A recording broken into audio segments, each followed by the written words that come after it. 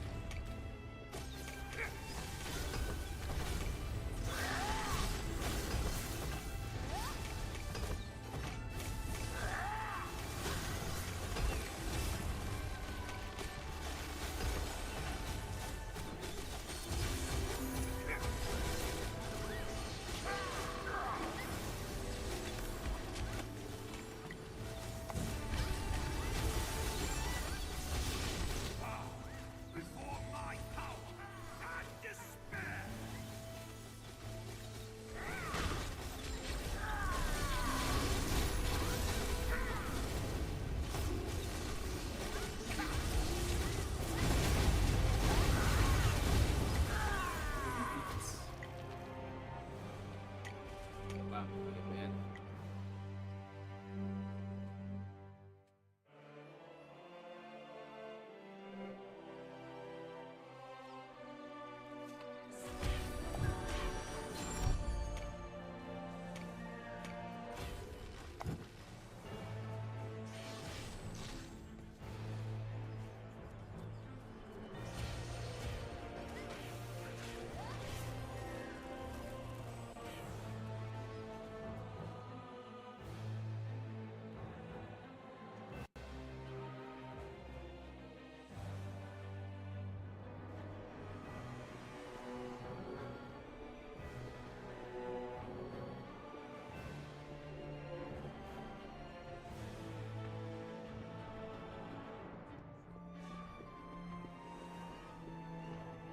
Ymir, one who defies the natural order of the world.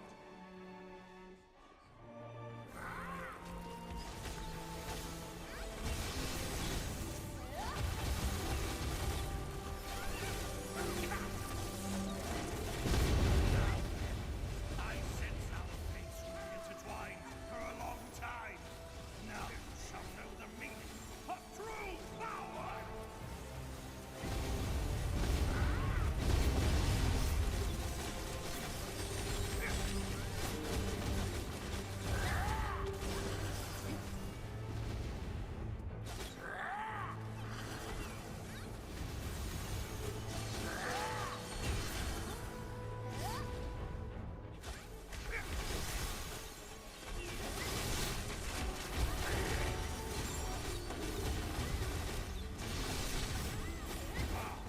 Before my power and despair!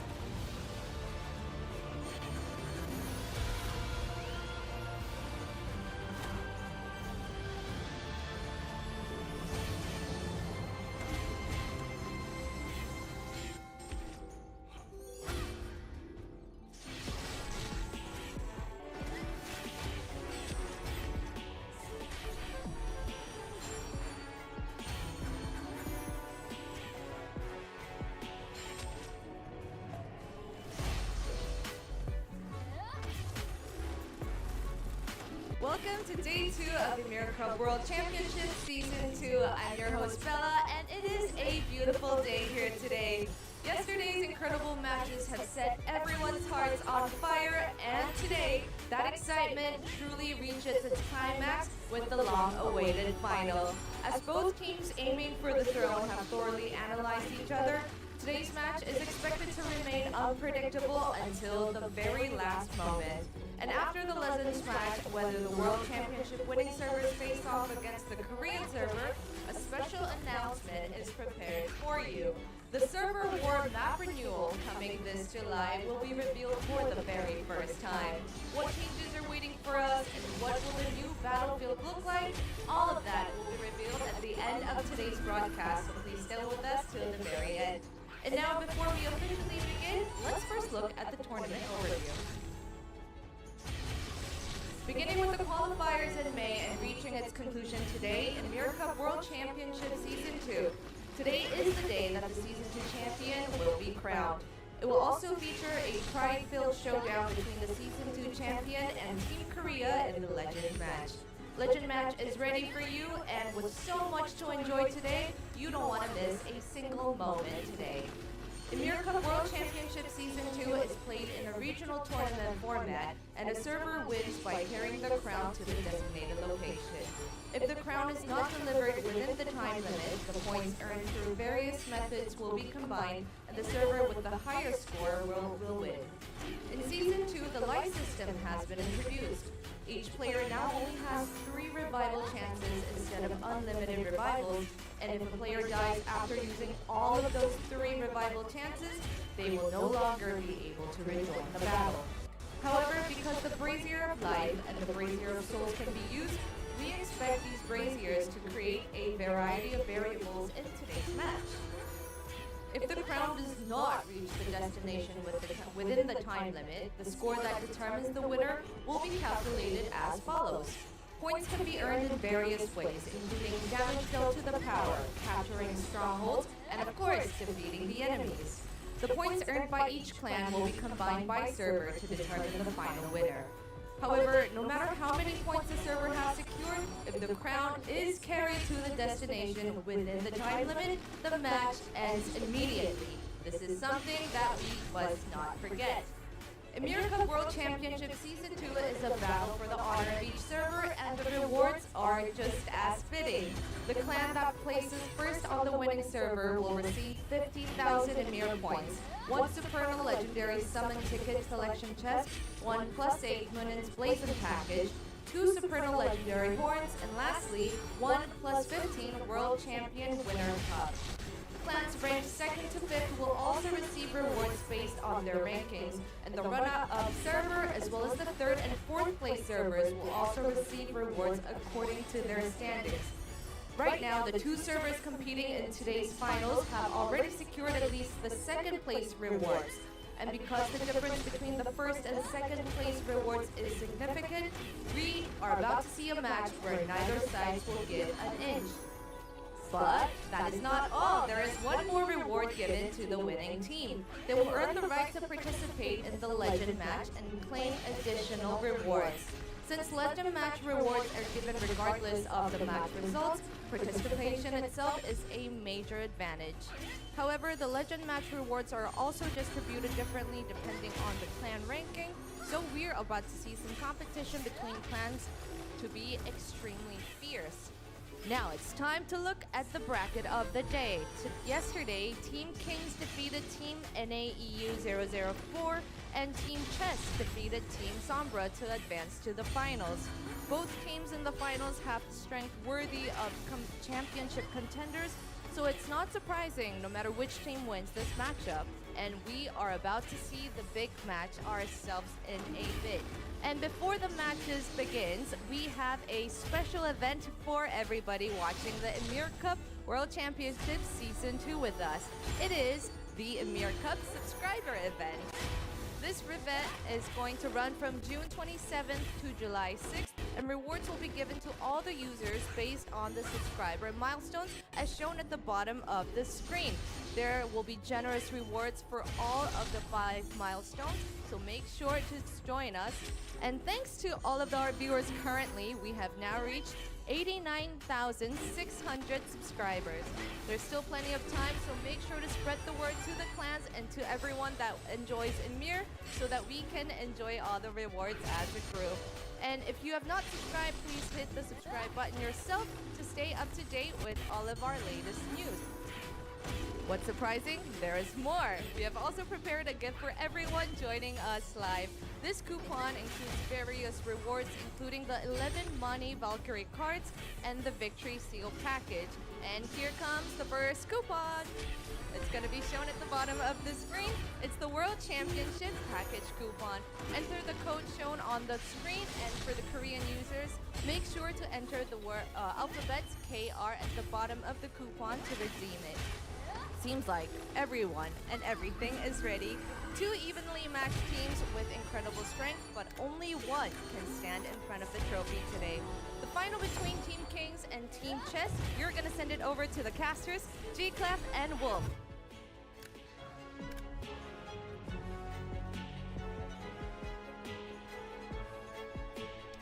Thank you, Bella, and welcome everyone to the Ymir Cup World Championship Season 2, day number 2, right here after some fierce semi-final matches. We're here for the grand finale. I'm G-Clef with Wolf again today. How are you doing, Wolf? What do you think is going to happen today? I am very excited. It's really difficult to predict what is going to happen today because we had both of our teams in the semifinals in day 1 yesterday take very dominant wins, very quick wins. We had 2 crown touchdowns, and the enemy teams just couldn't stand up to them.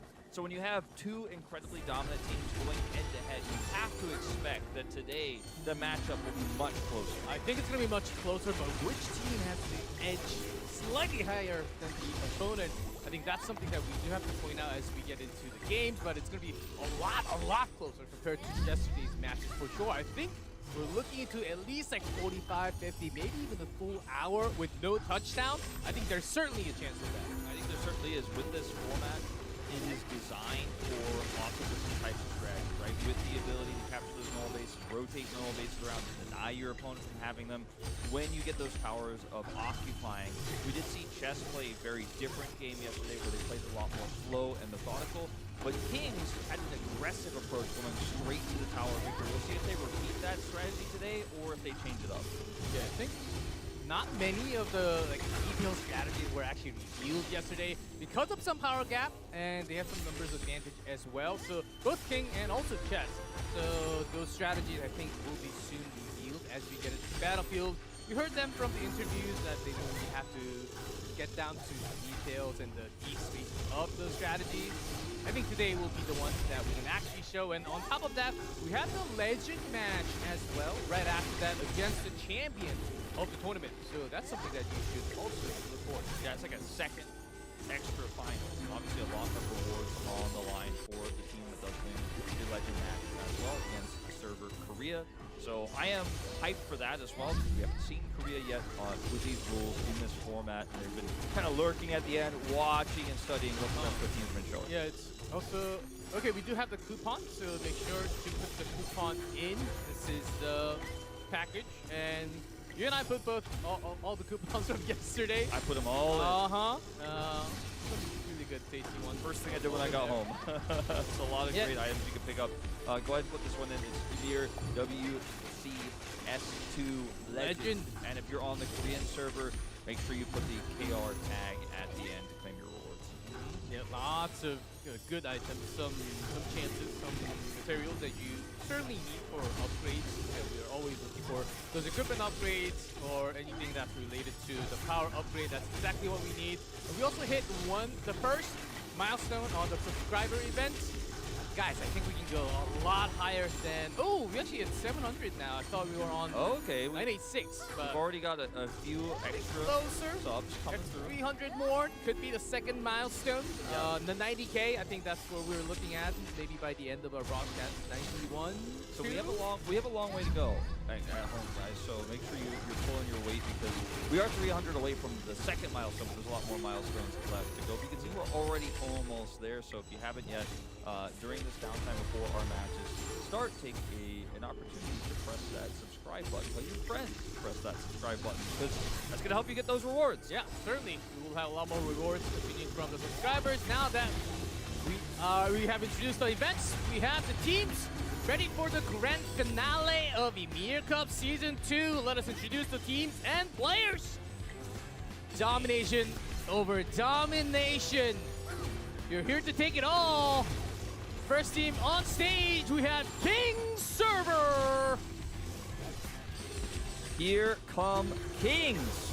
Team that won their match yesterday in under 14 minutes, going directly to the Tower of Victory, getting control of that space and never letting it go.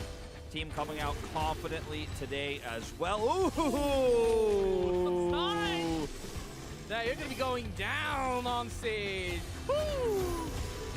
Seeing a lot of confidence out of this squad. Had the more dominant win yesterday, but we didn't see that much depth from them because they won so easily. They'll be tested a little bit against their opponents today. The opponents, you said, the ultimate alliance for the crown. They take the entire thing, the tournament. Here comes Chess Server.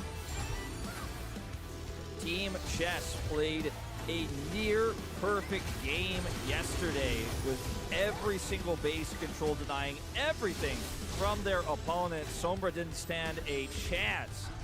And they come in today looking to take this title, to take Kings out with their methodical play style.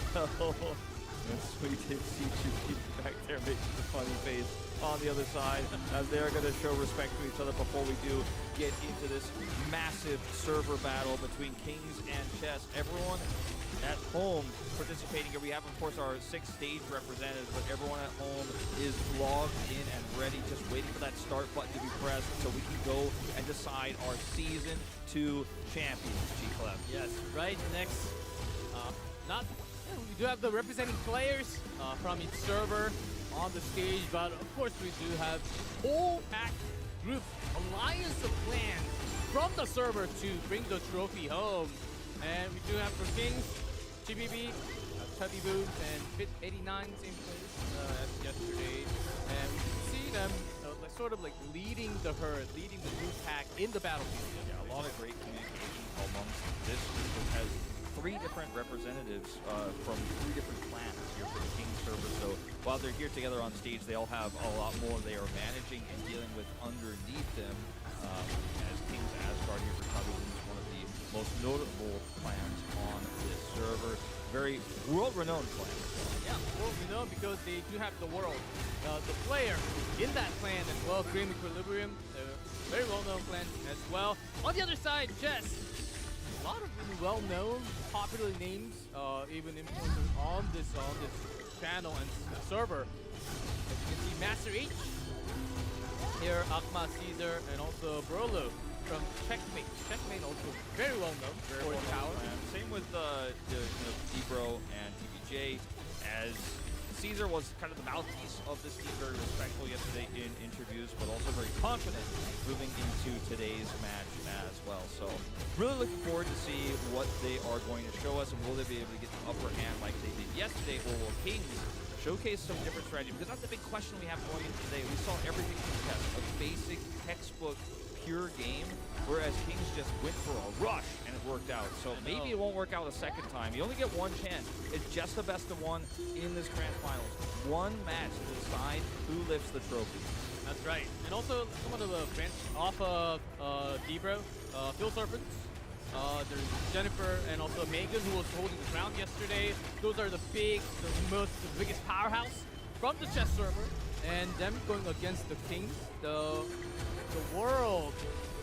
One Archer, one Skald. I think those would be really big IDs, the big powerhouses to keep track of. Absolutely, those are going to be who we are watching as we get ready to load up here into our grand finals. A beautiful trophy waiting for the server who gets that crown touchdown, scores the most points in a 1-hour grueling final matchup here.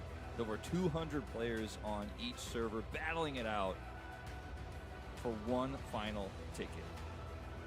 When it comes down to this type of situation, when we have this many players joining in, take some extra minute to get everyone settled before we actually get down to the battlefield. I wonder, with this matching power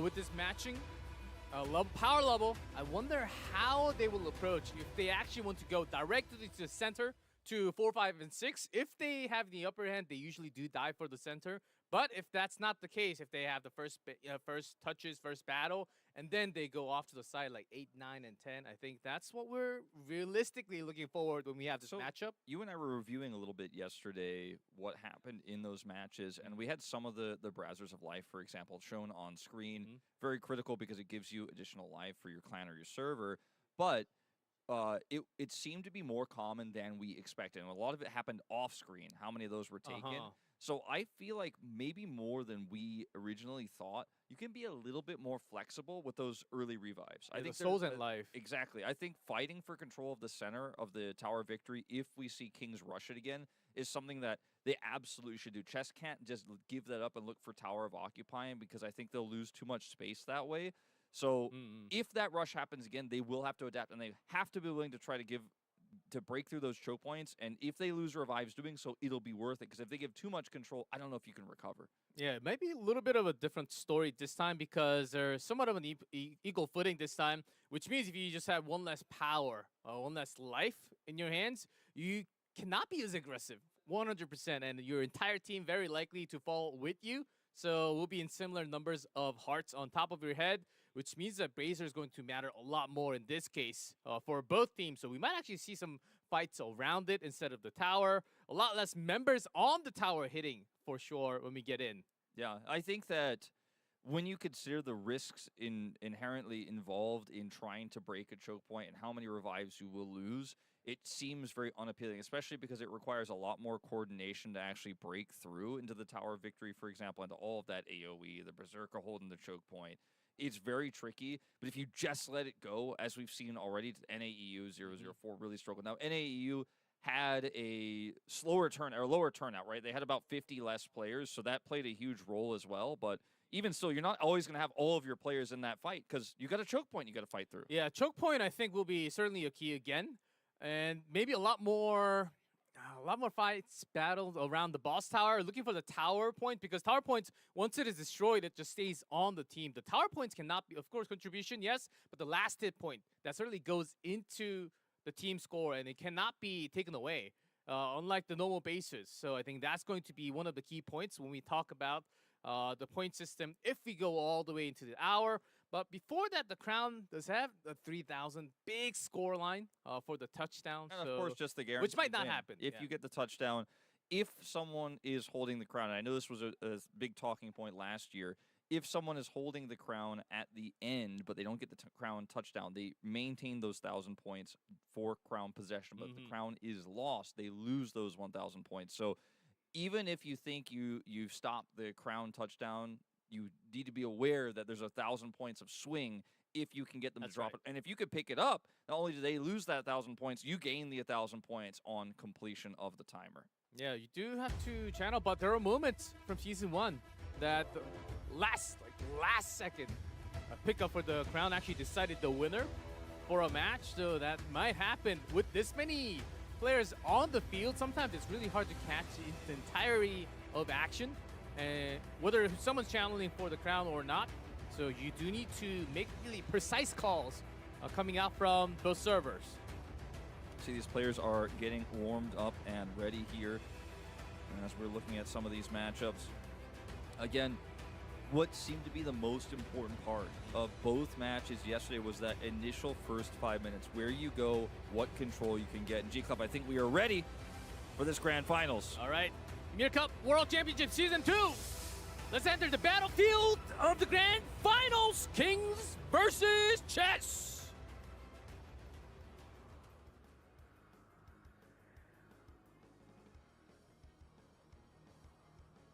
All right, we are spawning to the 7 o'clock and 3 o'clock positions here. Kings to 3 o'clock, Chess to 7 o'clock. All right. Total even fittings. Let's see how quickly they get to base 5 and 6. Towards the center. Do you see Currently, Kings rushing towards 5, 8, and 9. A few members heading directly into the center, and some of the players going north side here as they find out what these approach angles are. As you know, it's always going to be Kings in red and Chess in yellow. Oh, Chess actually spreading a lot towards the outskirts. You see the party? She's actually a lot of members moving towards the 12 o'clock, not inside the center.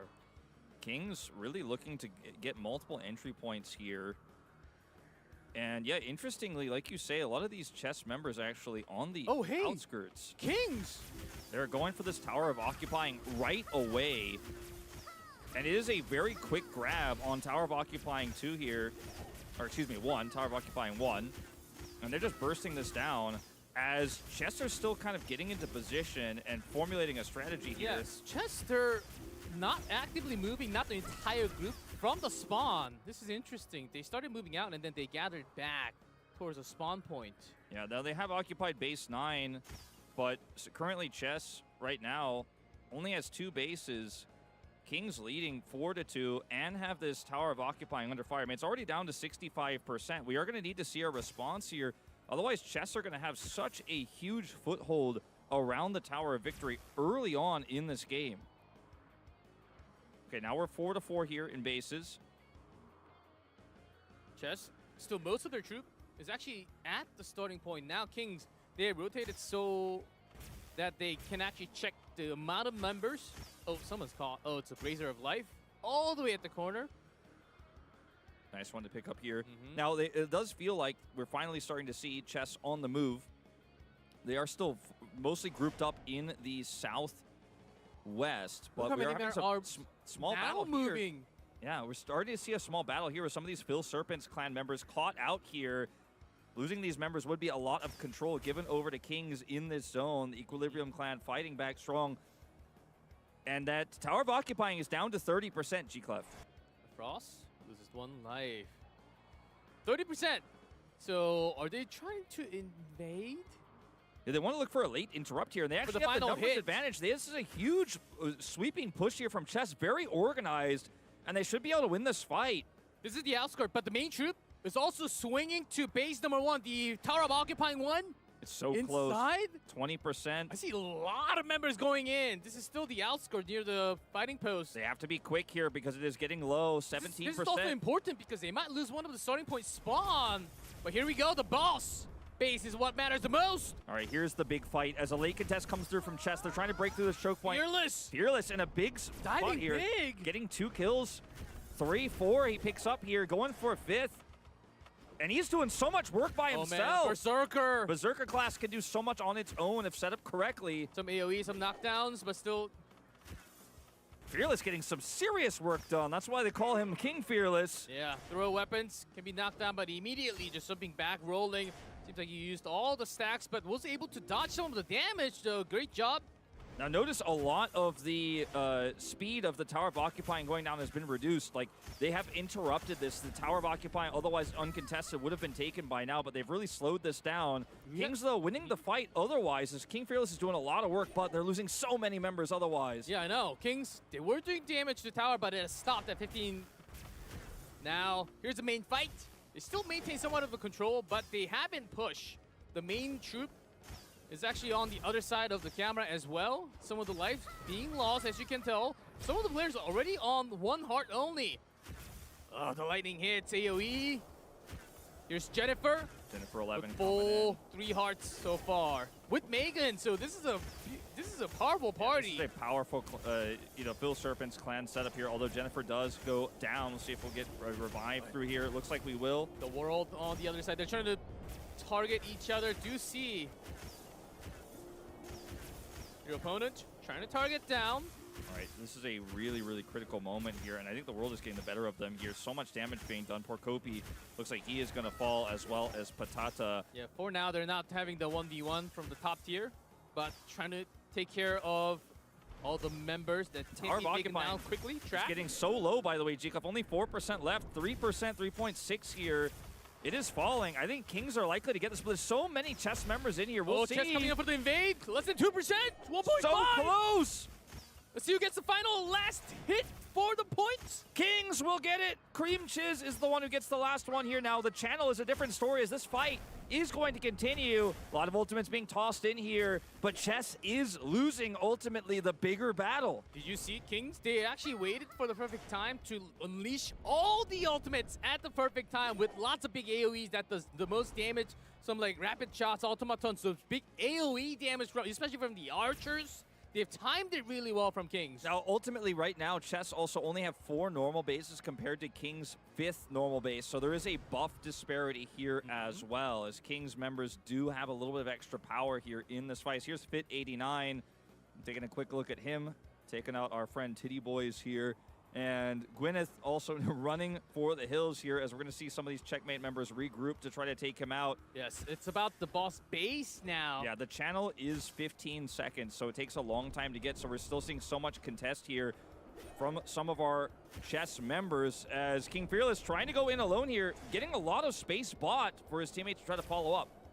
At the moment you climb up, you cannot have the entire party go above the wall, so it's really hard to invade directly. There's a big... All right, Kings have gotten the base. They got it, G-Clef. The boss base is theirs. And now we're seeing a second Tower of Occupying under fire here. And that's started up by some of these chess server members. As a large fight here is breaking out with way more chess members in the area. This one actually might be slightly better for chess because they do have a lot more respawn from the base. I'm talking base 11 and 10. Especially base 11, as you can see from the minimap, you do see chess trying to like sandwich those members in base number 3, the boss base. The World here going in deep. Oh, big damage from the World right that there. Just wiped out like 15 of That them. was a massive setup there from the World. Shots. And the heals are coming through, and the World is heals are just coming through, continuing to wow. push. Currently Well managed, 18 backstep. dead for Chess. Invincibility, it's really important because some of the skills that let you be invincible for a couple of seconds, not able to take any status debuff. So knowing that perfect moment is crucial. You can see Megan here and Boss MC being trying to chased push. by Megan. Yeah, they're and trying Jennifer. to push. They're trying to push on him, but he's just kiting back. He's doing so much damage. Boss MC is super low. He gets the heal. There's the World Scald right next to. He's got so much protection, and he is actually winning this fight. Big AoE. The war is happening on the other side. This is the middle line that they're trying to take away. Chess is. Chess starting to get some players. Big Room Fighter ultimates happening Oh, left and massive! right. That was huge. That was no defense there. So many Chess How members many? taken out. 44 dead, G-Clef! And they have 7 already eliminated from the battle. No revives left. They are starting to lose members here in a big way. It's Yeah, Jennifer that's why 11. Brazier Jennifer of Soul, 11. Brazier of Soul. It's that crucial. Got the heals coming back. That's big. One of the big cooldowns from Scald. 50% HP. Brazier of Soul still about half of its HP left. Okay, Jennifer 11 does survive here, which is huge because every single carry. Oh, okay. Oh! Well, I spoke too soon, G-Clef. Immediately burst it Jennifer is down down. with the stun, I believe, right there. And was in the knock position. I mean, Even the the World- Scald had it. The World, he's going after Megan. He's going after Megan. Without the pairing, Megan falls as well. Not enough power here, and they need to retreat. I think Chess needs to get out of here because they're slowly losing this. They have so many of their critical members here. They're losing lives on their carries. And the World is still 3 hearts, full health, nothing to worry about. They've got Only that boss 5 base. compared to 19 dead. Can be revived by the Brazier later on, but dead without any hearts on their head. G-Clef, you can Chess. see we've got our mini-map now shown on the screen so you guys can follow along with us. I really like this change, but the tower of occupying number 3 is starting to take damage. We're seeing Kings start to make a move. They know they have control over the middle here is Chibibi69 pushing through again onto Akma. Ma! He is down, and that's his last revive. The next time he dies, he is just dead. He is Yeah. out of the fight. Another critical member here for Chess getting eliminated. That's how important this Brazier of Soul is, Kings. They do want to focus this down immediately. You see members of Chess trying to come, but there's a wave of Kings ahead. They just cannot break through to come This all the one way. is the Brazier of Soul, which means all server, not just your clan, Yes. gets an extra heart. This is the most important one, and it looks like they are going to secure it here, G-Clef. And there's only a few members you can see with 2 hearts, but they're about to have 3 in just a moment when this They're is bursting in secured. all the ultimates coming down for the big AoEs. It seems like they are going to get it. Back to 0. Oh, Chess. They had the members, but they just came like a second too late. Just a little bit too late. So many members here now dying Oh, in the even commitment. they still had the ultimate saved up. 53 Oh die in my the attempt. goodness. And it fails. This is a huge swing, and now Oh. Chess is in serious trouble, G-Clef. Now you can see it on the face there of Caesar. He knows this is not a good situation Yeah, you at see a all. lot of black hearts, which means, oh, 54 dead It seems like from Chess. the Phil Serpents clan has been one of the big clans here to try to disrupt these plays, and so if you when Master you see H this Phil symbol, Getting man, chased Master H is in by serious Fit trouble. 89 and the party. But when you see these Phil Serpents Moment members, you get knocked or the movement. I mean, he's dead. Eva. G-Clef. He's got no way out. Yeah, that's a backstab. But so many of these members of these clans are falling like flies now. They have 60 just straight up Do you have the eliminated. evasion buff? He's doing some work. He's trying to trade back, but Fit 89 is here. Yeah, it seems like the evasion's okay, but there's just way too many He's taking members. a few out with him at least.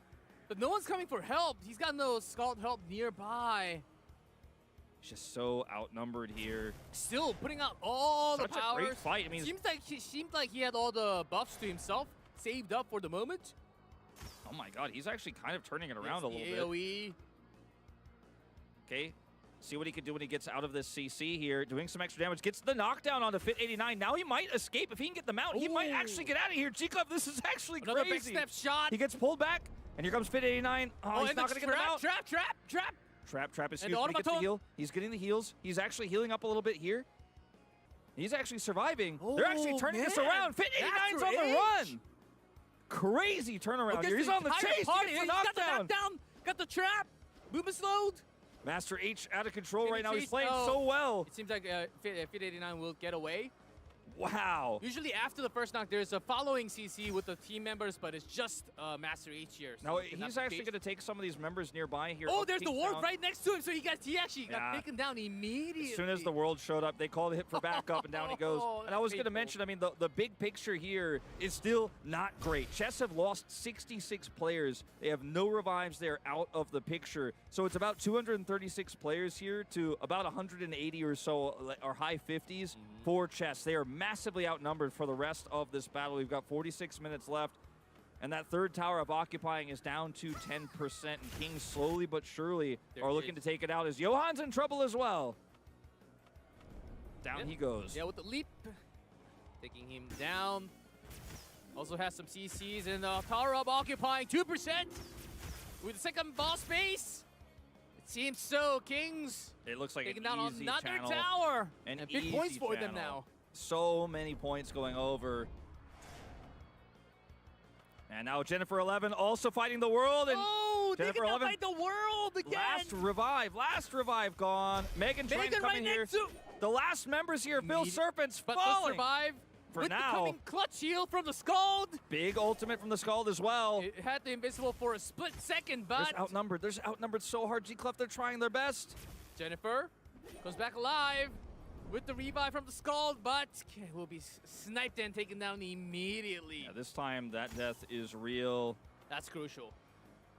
With a big Megan about- also eliminated. What And about- 2 boss spaces. That's huge. You're losing a lot of your respawn. Now, Chess, I think they will gather troop and go for the final push. Near the crown, I think by now, I think it's better for Kings to actually gather troop, go for the third boss tower, and then let them take maybe not take the entire tower for the final moment. But Well- the crown fight is what matters the most. The crown fight is what matters the most, and for Chess, I think you need to try to regroup as best as you can, which is what they're doing. If you look at the southwest of the map, they're trying to catch any stragglers they can and get some numbers back together to look for a contest of either that final tower of occupying or the fight for the tower of victory itself. As you Yes. can see, the world is definitely shot calling right now, as he's off here on his lonesome, but he's definitely giving communications to the clans about what they're going to do next, which is why we're taking a look at him right now as they look to make their next move here. Already working on Tower of Occupying Exactly. 2, their third and final boss base to take. These are permanent, which means that when you respawn as Chess, it takes so much longer to come in and regroup for that Tower of Victory fight. Look at all these black hearts. That means all of these players you see on your screen right now have Absolutely. 1 life Look, left. everyone around the spawn, the king actually headed for the spawn as we speak. Here they to take all go. of them down at once. He said, I'm not Here going to let we you go. regroup. I'm going to finish this The game moment right now. that they heal, do they have to get away? Oh, I think I think we know what's happening, G-Clef. the moment I am too they, scared the, to the, say the it. moment they go I'm out too from scared the to safe say zone, it. the moment they go out from the safe zone, they are going to be spawn camped. Oh, I don't want to say it, G-Clef. The thing is, they can't even get out, but they do have to get out to find those basers around the field to get those 90 back on some footings. Oh, this is They just this is can't. torturous. This is torturous. They're grouping all of their main carries. This is the second the world here grouping now towards There's a the party. spawn. Yeah, there's a party going around Yeah. at 5 o'clock to 4 o'clock right now. This is the party that you see on screen. I think the world is on the chase. The Unleash, Take this team down. the Unleashed clan here with a few checkmate stragglers are trying to rejoin here to help get them out of the base. But all the while, that second tower of occupying is going down. So it's not like Kings are just camping the spawn. They're doing multiple things at once here to control the flow of this battle. As you can see, Unleash, this clan Yes. has to be the hope to break them out of their base here, and they're trying to rejoin. They're actually regrouping and heading the other direction instead. Yeah, big sniping parties going around while the Tower of Occupying 2 is actually being taken down 12% as we speak. A lot of members on that tower, as you can Boss see. MC is down. He's just down. Oh, The leader of Roundtable, Boss MC, is just out of the fight. That was his last life. this is the snipe party with the world and a couple more skulls and the archers to keep him tracked. So really effectively, they're at sub 100 people The actively tower's on the down. map. All It's 3 down. towers are down now. Chess have sub 100 active players that can do anything because the rest of their members who are down to 1 revive are stuck in the safe zone and cannot leave. And now Kings has 5 bases, and they're going to start removing the other bases here of Chess one by one as they look for the Tower of Victory. It's already under fire. Yeah, which is bad news. About 40% of their members are like totally dead. They have to somehow manage to escape and find those extra lives around the map. So see, Do they have the scouts? Chess are down to 4 bases Master now. H? I mean, he did something This before. time he's getting pinned down. He's alone this Oh, time. movement decrease. He's pinned down. The knocks are there. Can he survive? This one seems a lot If more. he dies, Jeez. he's not his last life, but he'll be stuck in spawn with everybody else. Try It's to a huge backstab. pickup if they get him. Away the roll. He's down. Oh, gets the heal. Gets the heal. Last second alive. There's his knock. He's dead, G-Clef. I think he's gone, yeah. He's stuck in the spawn, and they lost another base. They're down to 3 bases. The Tower of Victory slowly but Sniped surely is again. getting down, but they're killing off these carries. There's, like you said, the scouts are finding them, and they're taking them out, preventing the attempt to free that spawn point. Now, they do have those members. If you guys look at the mini-map there, coming across, they should be able to get out of the base now, but it is just way too late. They've lost 107 members. Kings have lost only 5. And they have the choke point control on the Tower of Victory. They have 5 bases to 3. This game is about done, but Chess will have one final stand. They'll have one last push.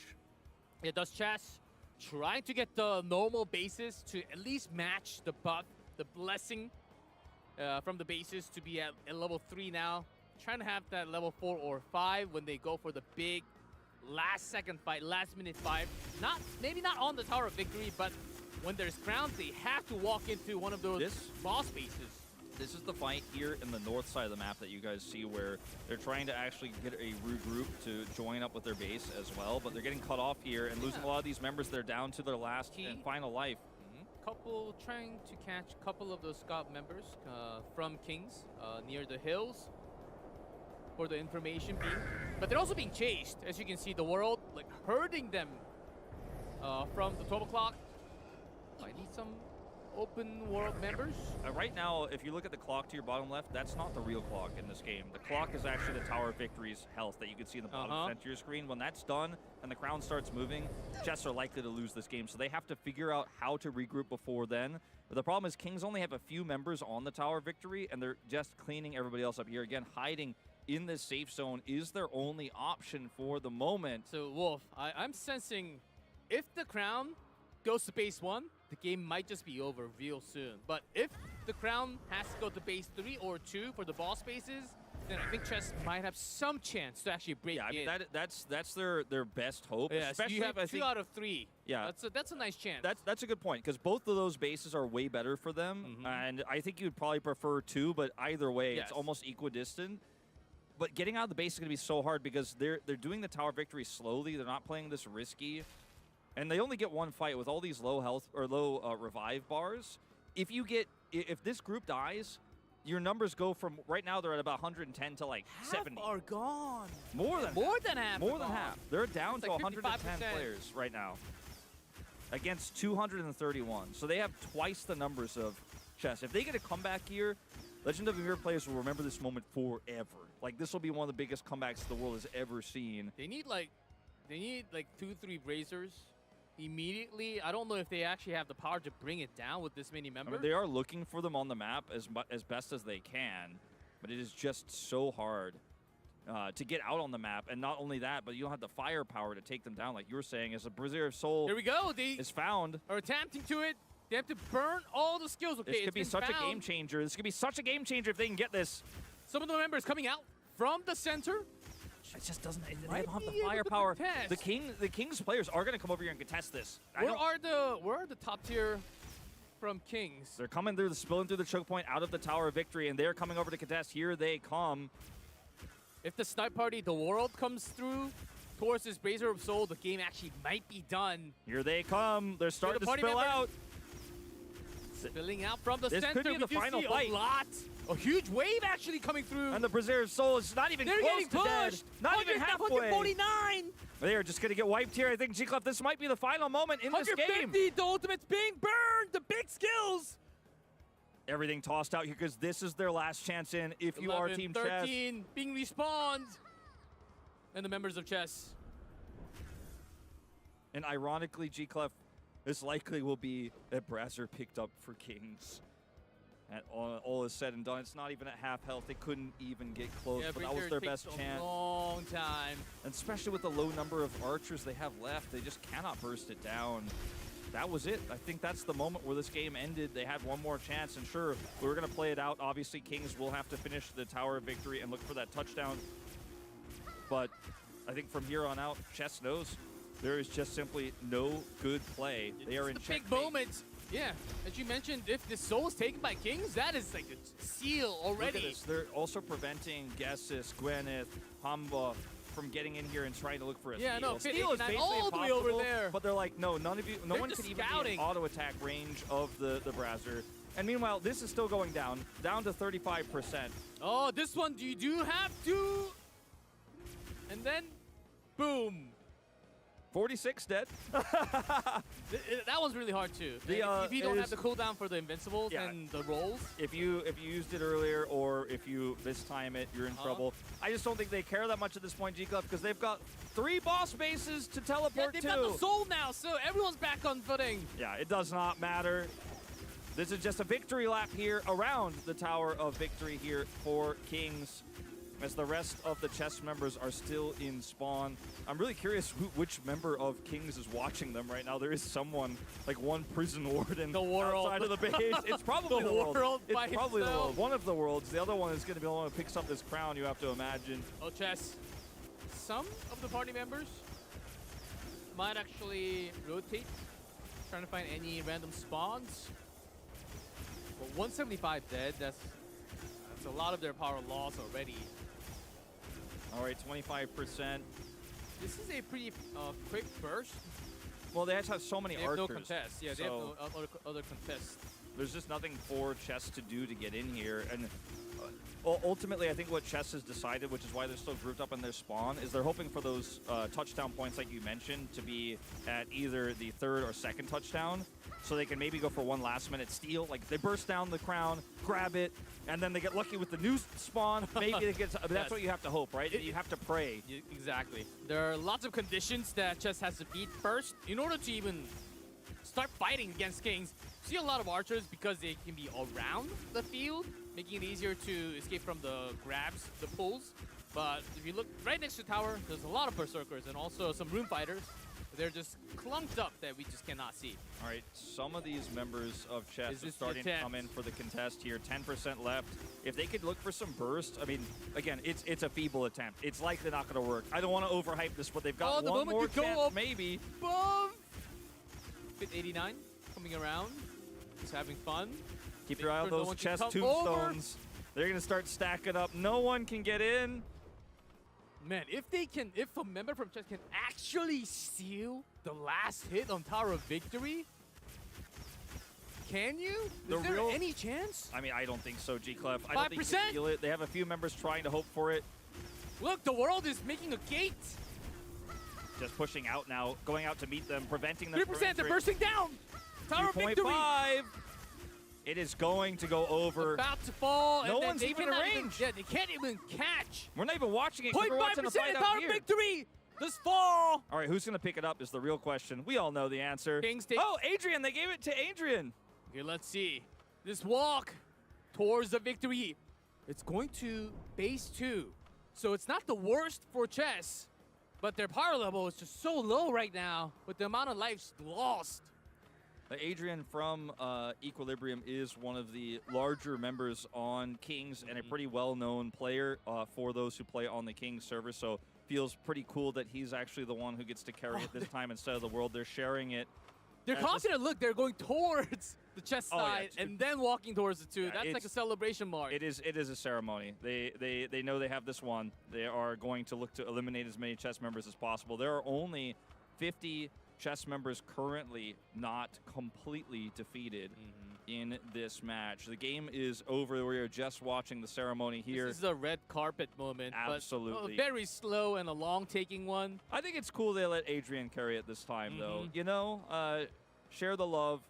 As you can see, some smiles here as well on the chess members, and they're typing a lot in chat, probably giving condolences to Jennifer's the server. Still alive, though. We saw Jennifer. One Jennifer against the world. The world and two of the of worlds. people. And also 236 players. Yes, slow walk. It'll take some time. A couple more minutes to actually get Okay, near the hold on. boss. Okay, is he get? Is Jennifer? Cliff, they might actually Is kill, Jennifer Megan They might being actually kill tossed? all of Okay, them. was able to dodge some damage, but the world chasing. There are only Backstab. 30 members left. Stuns. Working a little bit, but not entirely. Jennifer. Do the buff. Skills. Oh, the you're moment. surviving, but Good catch, Jennifer's though. last Good catch. life. Gold. Tried to go for the star arrow for the stun, but I don't think it landed. It has a big AoE with chances of stun, but got there's the knocked! stun and the And the pullback. pull! Continuous CC into Jennifer's death. It's torture, G-Clef. It's not right. Yeah, The only members... These ultimates are just being burned on the I ground. see- There's no fight here. There's zero fight. No, it's I Oh, only there's see... fight. There's fight. Yeah, there's actually fight. There are some contests. I saw some. Yeah, I actually saw some. I think they're just low messing HP. around Yeah, between clans. couple of members coming from chess. So there are 3 members who are not in the safe zone. I guess now 6 as if you left briefly. But otherwise, there are 20 members of chess right now hiding in the safe zone as we have this victory march. Yeah, and for those of you who might be new, we also have the UI for Adrian with the crown below King. 100% HP has always been 100% HP because there's just zero contest. Yeah, the only way for this crown to be dropped is if Adrian loses his internet connection. Yeah, or your own, or not your own, or a different clan from your server attacks onto you, and then you drop your crown to transfer that to someone else. We're getting close to the moment, G-Clef. It is about to happen. We're about to crown another See the glow of Ymir lights? World Cup champion. In base number 2. So close to it. They already have the tower. And they knew these were the small steps to be made to go for this big crown moment. Already 8,000. I think that should bring them to like 11,000 of a point with the touchdown score. And here it comes, G-Clef. We're about to crown our Season 2 winners. It is Kings! Ymir Cup World Championship Season 2! The grand finale, the champions are King Server! King Server with another dominant win here in our finals. They will be the ones to lift the trophy and join our legend match later on today to face off against Korea. A valiant attempt on the other side by Chess, especially Master H, who had such a phenomenal performance, but it was not enough. The trophy lifted here as once again an Asian server reigns supreme with Kings having the title. Your Ymir Cup World Championship Season 2 champions. Chubby Boom's lifting the trophy! Better strategy, adjustments with the life system. Certainly was able to control the entire battlefield with the power of the chases. They were able to see a lot more action in the grand finals. That battlefield control was beautiful coming down from King's server. They have a lot of powerhouses. Let's see how long they can remain this champion from the region. Maybe into season 3, 4. Can certainly be Just one of the biggest power. Incredibly dominant, great strategy. Congratulations, King Server. Well, you take the Ymir Cup World Championship Season 2 title. And here, everyone, please give another big rounds to the team that takes the champion title home. Congratulations, everyone. All right, well, before we hear the emotional thoughts and the excitement, let's go ahead and begin the award ceremony. The award presentation will be assisted by a familiar face, Hoon, executive producer of Legend of Ymir. If you'll be joining us soon from the left, congratulations. You guys all know him, right? Yeah, familiar face, all right. 안녕하세요. Thank you for joining us. If you would join me here. All right, congratulations. After overcoming countless challenges, they have earned their place at the top. The final champion server is Kings. All right, let's begin the award presentation. If the medals and the awards can join us on the stage. 시상해 주시면 감사하겠습니다. Congratulations. Yay, you take the medal home. Congrats. Massive, massive congrats. The trophy, the medal, the golden, it looks amazing on you guys. I tried to blend in. I was wearing like a golden yellowish dress to match the vibes. Congratulations to you. You guys are gonna receive Ymir points, various prizes, and championship medals. Here is the card of your reward. Let's take a quick picture first. Look in the middle. Hold it and take it with Hoon. All right, on 3, Legend of Ymir. Big smiles. Big, big smiles. Congratulations. Extra, extra happy for you. All right, thank you. Thank you to Hoon for joining us. And yeah, of course, that's yours. 감사합니다. All right, it's time to hear from the champions themselves. How are you feeling? You look a pretty bit nervous. Yeah, a little bit. Oh, okay, a little bit nervous. How so? Did the day go a little bit unexpected? No, easy win. Easy win. All right. Well, what does your teammate have to say about that?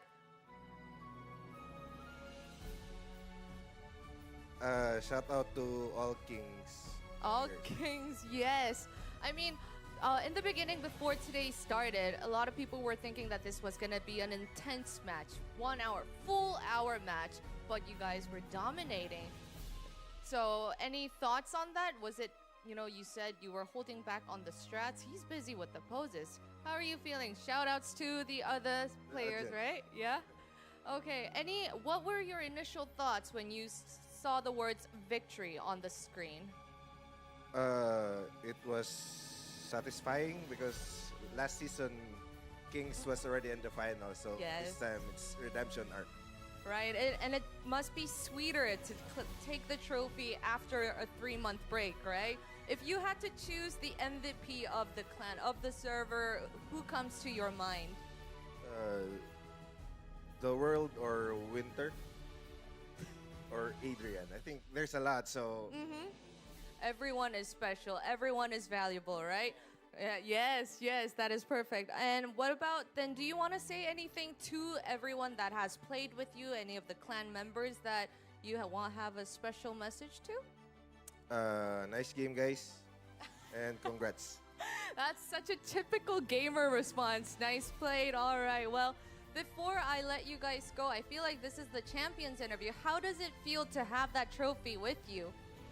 How does it feel? Stealing my job too. We already know we are champion. Yes, from the inside. Just And just like the server name. yes. Show them who are the kings. Yeah, you showed them all right, and the trophy looks great with you. It's like you brought it here with you today. Yeah. Any last words that you guys want to add on before I say bye with you guys? Want to shout out? Mm-hmm. I want to shout out to Kings Asgard and Winter and the world.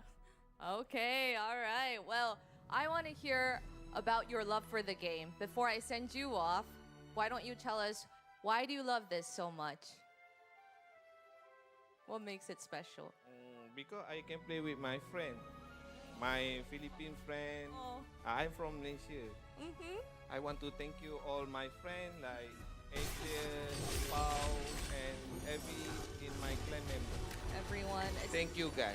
thank you to your friends. All right, that is so sweet, and congratulations to you. I think you might have to take it back with you. Never mind, I'll take it. You must be done with the interview, and we have just spoken from the winners for this season. It is King's Server, and you guys gave a truly massive finals match for us to watch, and we have prepared a special gift, again, for the viewers watching from Hoon. It's his gift package coupon that will be shown on the screen as I'm speaking. Enter the code, and remember, for the Korean users, enter the KR alphabet letters at the end of the code to redeem it. And here we have the champions, but today it is not over yet, because in just a moment, global and Korean users who have fought on different battlefields will be facing each other on this very stage. Who will take another trophy home? We're gonna take a short break and return with the Legends match. Congratulations to you again. I'll leave you guys to it. Okay, congratulations.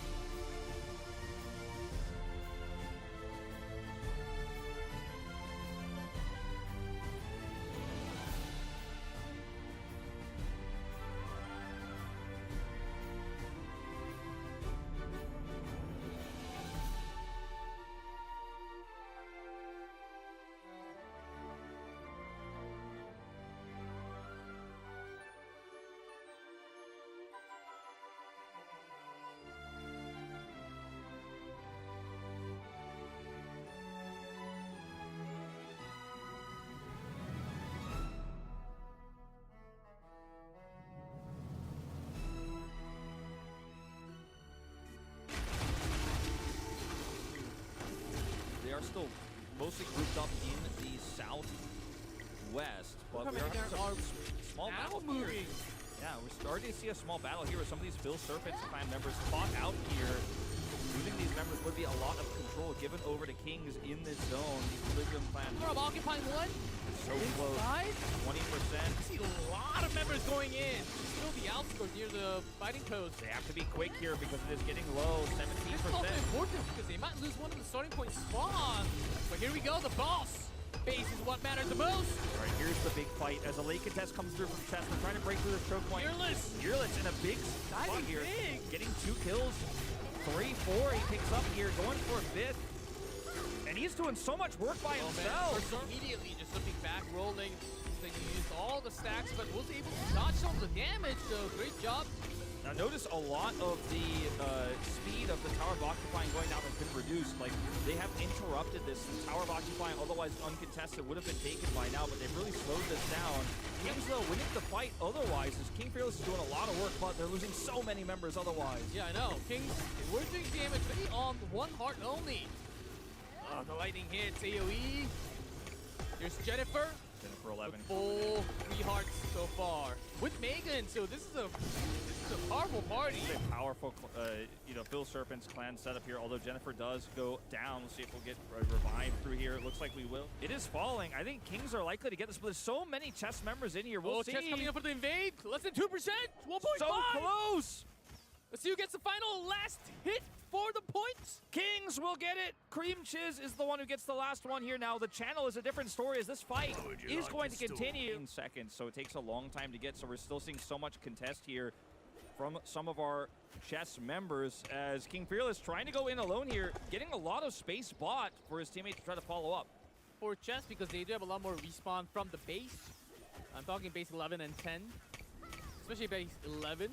As you can see from the minimap, you do see Chess trying to like sandwich those members in base number 3, the boss base. The World here going in deep. Oh, big damage from the World right there. That would wipe out like 15 of them. That was a massive setup there from the World. And the heals are coming through, and the World is just continuing to push. You better watch. Currently 18 dead for Chess. Invincibility, it's really important because some of the skills that let you be invincible for a couple of seconds, not able to take any stats debuff. So knowing that perfect moment is crucial. You can see Megan here and Boss MC being trying to chased by Megan. Yeah, they're trying to push. They're trying to push on him, but he's just kiting back. He's doing so much damage. Boss MC is super low. He gets the heal. There's the World Scald right next to. This is the middle line that they're trying to take away. Chess starting to get some players. Big Room Fighter ultimates happening left and right. That was huge. That was no defense there. So many Chess members taken out. 44 dead, G-Clef. And they have 7 already eliminated from the battle. No revives left. They are starting to lose members here in a big way. It's Jennifer 11. Jennifer 11. Razor of Soul. It's that crucial. Got the heal. Coming back. That's big. One of the big cooldowns from Soul. Percent HP. Razor of Soul still about half of its HP left. Jennifer 11 does survive here, which is huge because every single carry. Oh, okay. Oh, I spoke too soon, J-Club! Immediately burst there and was in the knock position. Even the Scald had it. He's going after Megan. He's going after Megan. Without the parry, Megan falls as well. Not enough power here, and they need in just a moment when this is. They're bursting in. All the ultimates coming down for the big AoEs. It seems like they are going to get it. Back to 0. Oh, Chess. They had the members, but they just came like a second too late. Just a little bit too late. So many members here now dying. Oh, even they still have the ultimate saved up. 53 die in the attempt. Goodness. So many of these members of these clans are falling like flies now. They have 60 just straight up eliminated. Evasion buff? He's doing some work. He's trying to trade back, but Fit 89 is here. Yeah, it seems like the evasion's okay, but there's just way too many He's taking members. a few out with him at least. No one's coming for help. He's got no Scald help nearby. So outnumbered here. Still putting out all the power. Great fight. I mean, it seemed like he had all the buffs to himself saved up for the moment. Oh my god, he's actually kind of turning it around a little bit. Okay, see what he can do when he gets out of this CC here, doing some extra damage, gets the knockdown onto Fit 89. Now he might escape. If he can get the mount, he might actually get out of here. G-Club, this is actually Another big crazy. step shot. He gets pulled back, and here comes Fit 89. Oh, he's and not the going to get the mount. Trap. Trap is And huge. the He gets the automaton. heal. He's getting the heals. He's actually healing up a little bit here. He's actually surviving. They're actually turning this around. Fit 89's on the run. Crazy turnaround here. He's on the chase. Party. Gets the Got the knockdown. knockdown. Got the trap. Moving slow. Master H out of control right now. He's Finish. playing Oh. so well. It seems like Fit 89 will get away. Chester down to 4 bases. Master now. H. He did something This time before. he's getting pinned down. He's alone this Oh, movement decrease. He's pinned down. The knocks are there. Can he survive? This one seems a lot more. He dies. He's not his last life. He'll be stuck in spawn with everybody else. It's a huge pickoff if they get him. Away the roll. He's down. Oh, gets the heal. Gets the heal. Last second alive. There's a knock. He's dead, G-Club. He's gone, yeah. He's stuck in the spawn, and they lost another base. The world comes through. Towards his Razor of Soul, the game actually might be done. Here they come. They're starting to party spill members. out. Spilling out from the This center. could be the but you final see fight. A lot. A huge wave actually coming through. And the Brazilian Soul is not even They're close getting to dead. pushed. Not even halfway. 149. They are just going to get wiped here. I think G-Club, this might be the final moment in this game. 150. The ultimate being burned. The big skills. Everything tossed out because this is their last chance in if you are Team Chess. 13 being respawned. And the members of Chess. And ironically, G-Club, this likely will be that Brasser picked up for Kings. All is said and done. It's not even a half Brasser. And meanwhile, this is still going down to 35%. Oh, this one you do have to. And then, boom. 46 dead. That one's really hard too. They are going to look to eliminate as many chess members as possible. There are only 50 chess members currently not completely defeated in this match. The game is over. We are just watching the ceremony here. This is a red carpet moment. Absolutely. But very slow and a long-taking one. I think it's cool they let Adrian carry it this time, though. You know, share the love. As you can see, some smiles here as well on the chess members, and they're typing a lot in chat, probably giving condolences to Jennifer's the still server. alive, though. You saw Jennifer? One Split Jennifer against the world.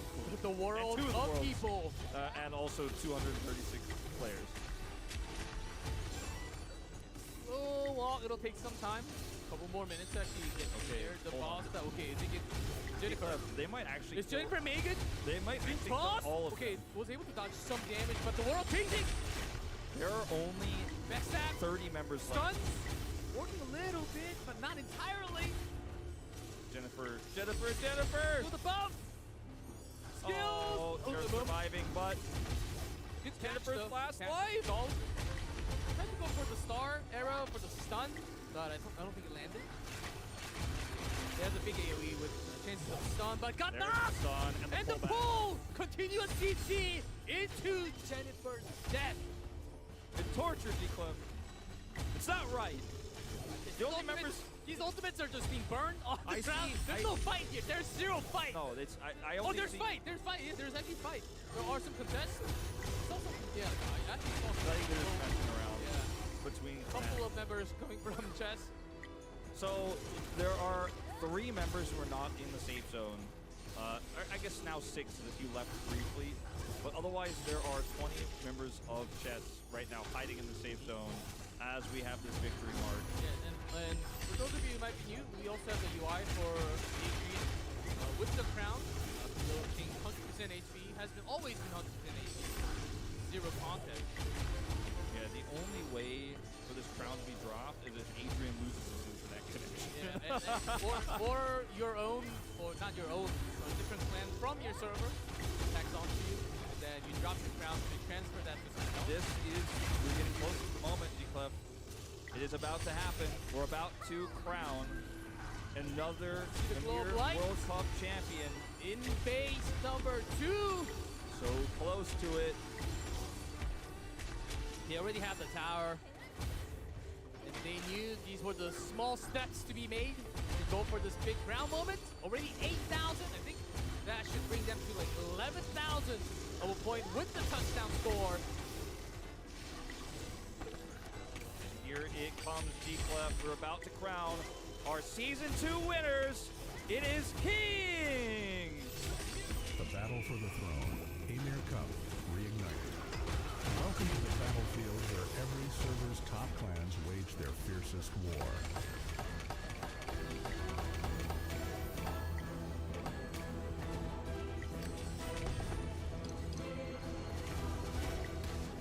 The regional qualifiers in each division determine the winning server.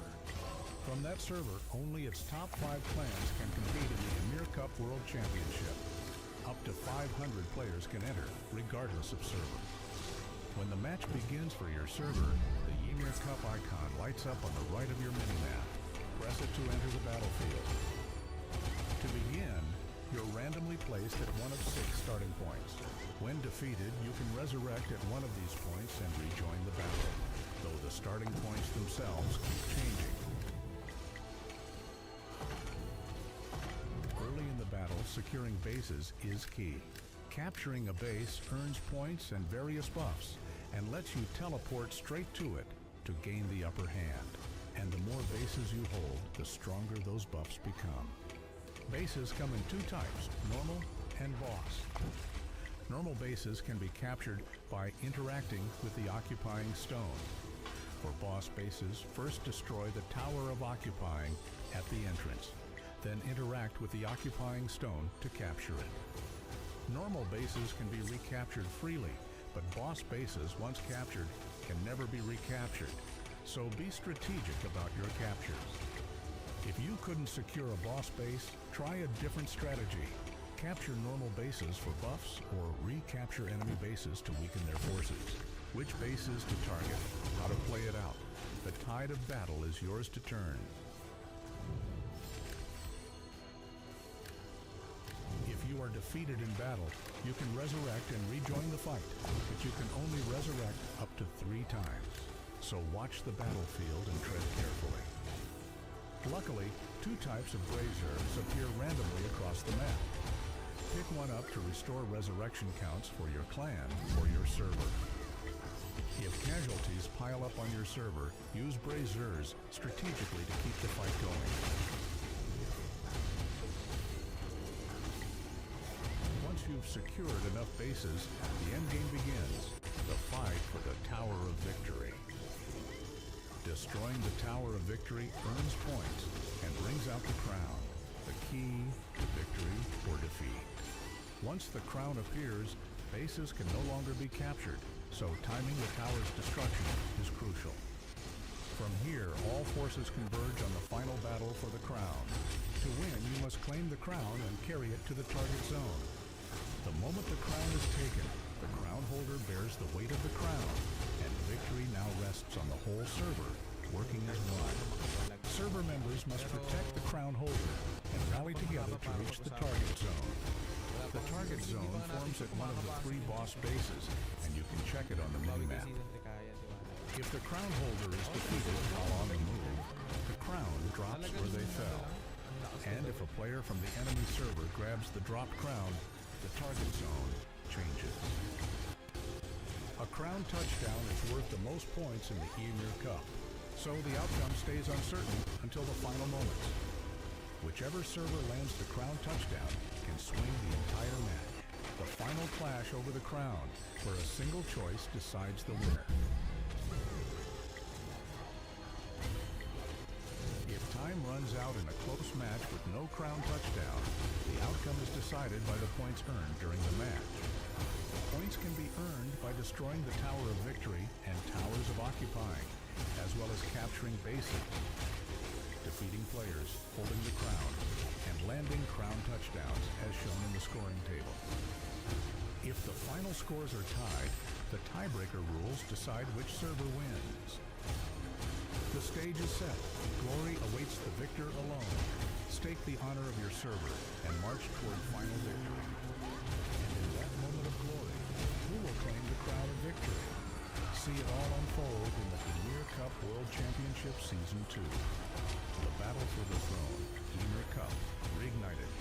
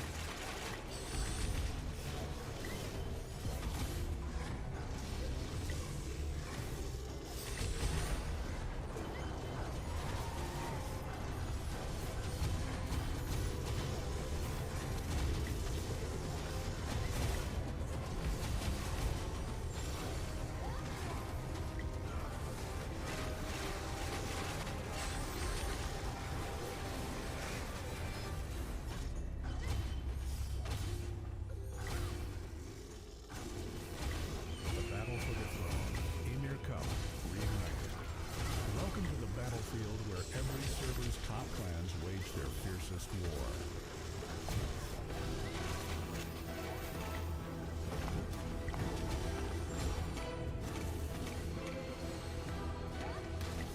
The regional qualifiers in each division determine the winning server.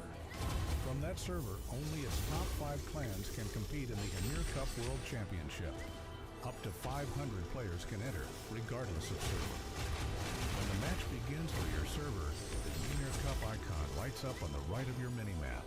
Press it to enter the battlefield. To begin, you're randomly placed at one of 6 starting points. When defeated, you can resurrect at one of these points and rejoin the battle, though the starting points themselves keep changing. Early in the battle, securing bases is key. Capturing a base earns points and various buffs, and lets you teleport straight to it to gain the upper hand. And the more bases you hold, the stronger those buffs become. Bases come in 2 types, normal and boss. Normal bases can be captured by interacting with the occupying stone. For boss bases, first destroy the Tower of Occupying at the entrance, then interact with the occupying stone to capture it. Normal bases can be recaptured freely, but boss bases, once captured, can never be recaptured, so be strategic about your captures. If you couldn't secure a boss base, try a different strategy. Capture normal bases for buffs, or recapture enemy bases to weaken their forces. Which bases to target, how to play it out. The tide of battle is yours to turn.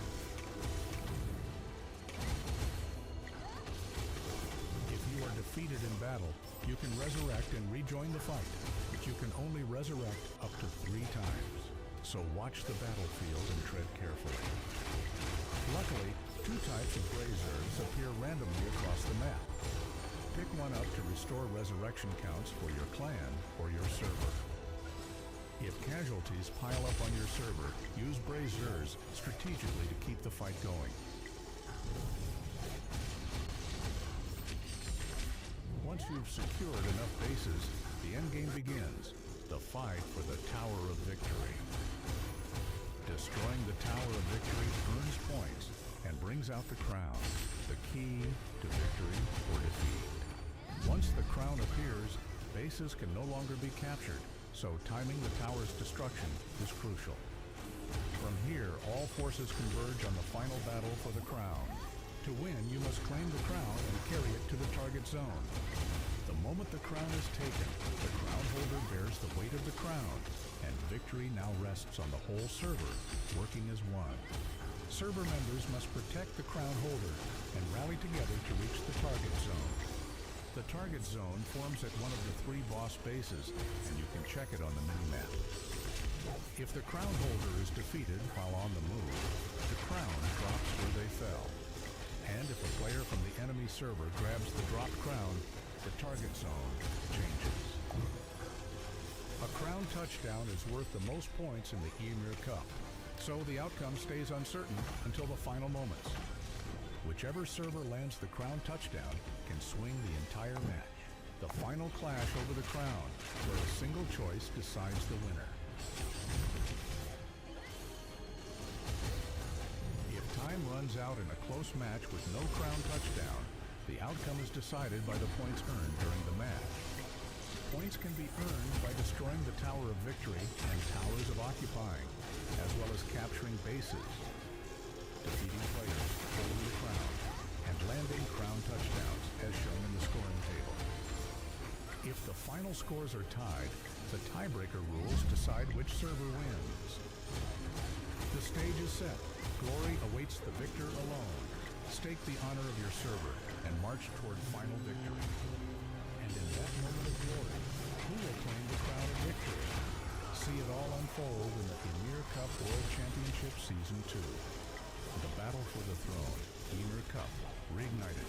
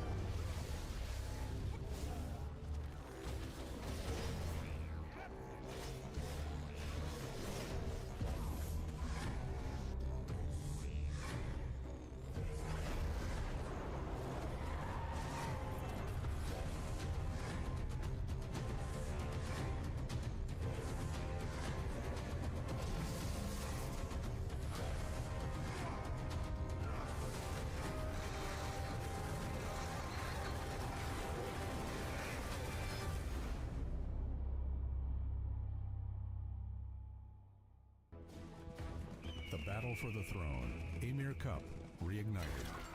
Welcome to the battlefield where every server's top clans wage their fiercest war.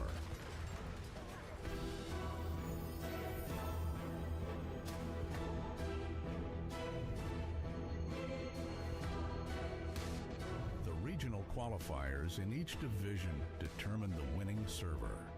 From that server, only its top 5 clans can compete in the Ymir Cup World Championship. Up to 500 players can enter, regardless of server. When the match begins for your server, the Ymir Cup icon lights up on the right of your minimap. Press it to enter the battlefield. To begin, you're randomly placed at one of 6 starting points. When defeated, you can resurrect at one of these points and rejoin the battle, though the starting points themselves keep changing. Early in the battle, securing bases is key. Capturing a base earns points and various buffs, and lets you teleport straight to it to gain the upper hand. And the more bases you hold, the stronger those buffs become. Bases come in 2 types, normal and boss. Normal bases can be captured by interacting with the occupying stone. For boss bases, first destroy the Tower of Occupying at the entrance, then interact with the occupying stone to capture it. Normal bases can be recaptured freely, but boss bases, once captured, can never be recaptured. So be strategic about your captures. If you couldn't secure a boss base, try a different strategy. Capture normal bases for buffs or recapture enemy bases to weaken their forces. Which bases to target, how to play it out. The tide of battle is yours to turn. If you are defeated in battle, you can resurrect and rejoin the fight, but you can only resurrect up to 3 times. So watch the battlefield and tread carefully. Luckily, 2 types of braziers appear randomly across the map. Pick one up to restore resurrection counts for your clan or your server. If casualties pile up on your server, use braziers strategically to keep the fight going. Once you've secured enough bases, the endgame begins, the fight for the Tower of Victory. Destroying the Tower of Victory earns points and brings out the crown, the key to victory or defeat. Once the crown appears, bases can no longer be captured, so timing the tower's destruction is crucial. From here, all forces converge on the final battle for the crown. To win, you must claim the crown and carry it to the target zone. The moment the crown is taken, the crown holder bears the weight of the crown, and victory now rests on the whole server, working as one. Server members must protect the crown holder and rally together to reach the target zone. The target zone forms at one of the 3 boss bases, and you can check it on the minimap. If the crown holder is defeated while on the move, the crown drops where they fell. And if a player from the enemy server grabs the dropped crown, the target zone changes. A crown touchdown is worth the most points in the Ymir Cup, so the outcome stays uncertain until the final moments. Whichever server lands the crown touchdown can swing the entire match. The final clash over the crown, where a single choice decides the winner. If time runs out in a close match with no crown touchdown, the outcome is decided by the points earned during the match. Points can be earned by destroying the Tower of Victory and Towers of Occupying, as well as capturing bases, defeating players, holding the crown, and landing crown touchdowns, as shown in the scoring table. If the final scores are tied, the tiebreaker rules decide which server wins. The stage is set. Glory awaits the victor alone. Stake the honor of your server and march toward final victory. And in that moment of glory, who will claim the crown of victory? See it all unfold in the Ymir Cup World Championship Season 2. The battle for the throne, Ymir Cup, reignited.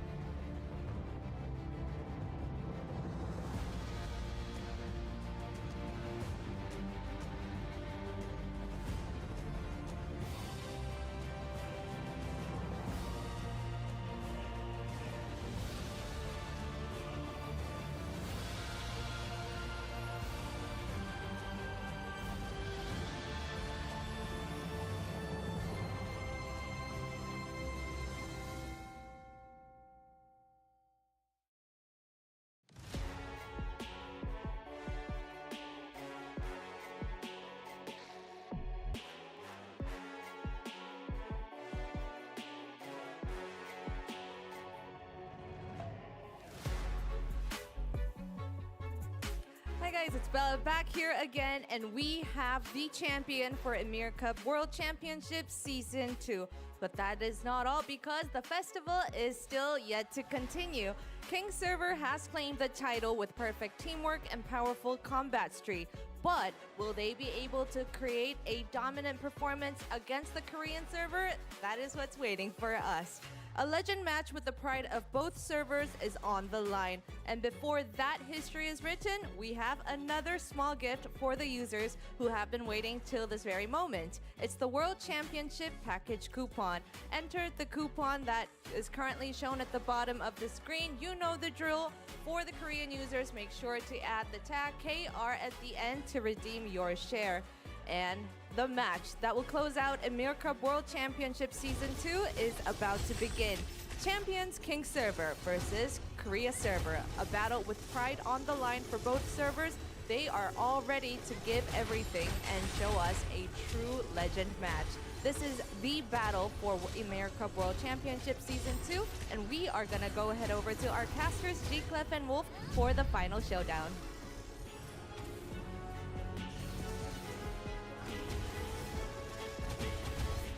Thanks, Bella. We're back with the legend match. We're calling it an event match, but this is a lot more of pride on the line, Wolf. The winner, of course, it's all about the server, so champions versus the Korea server.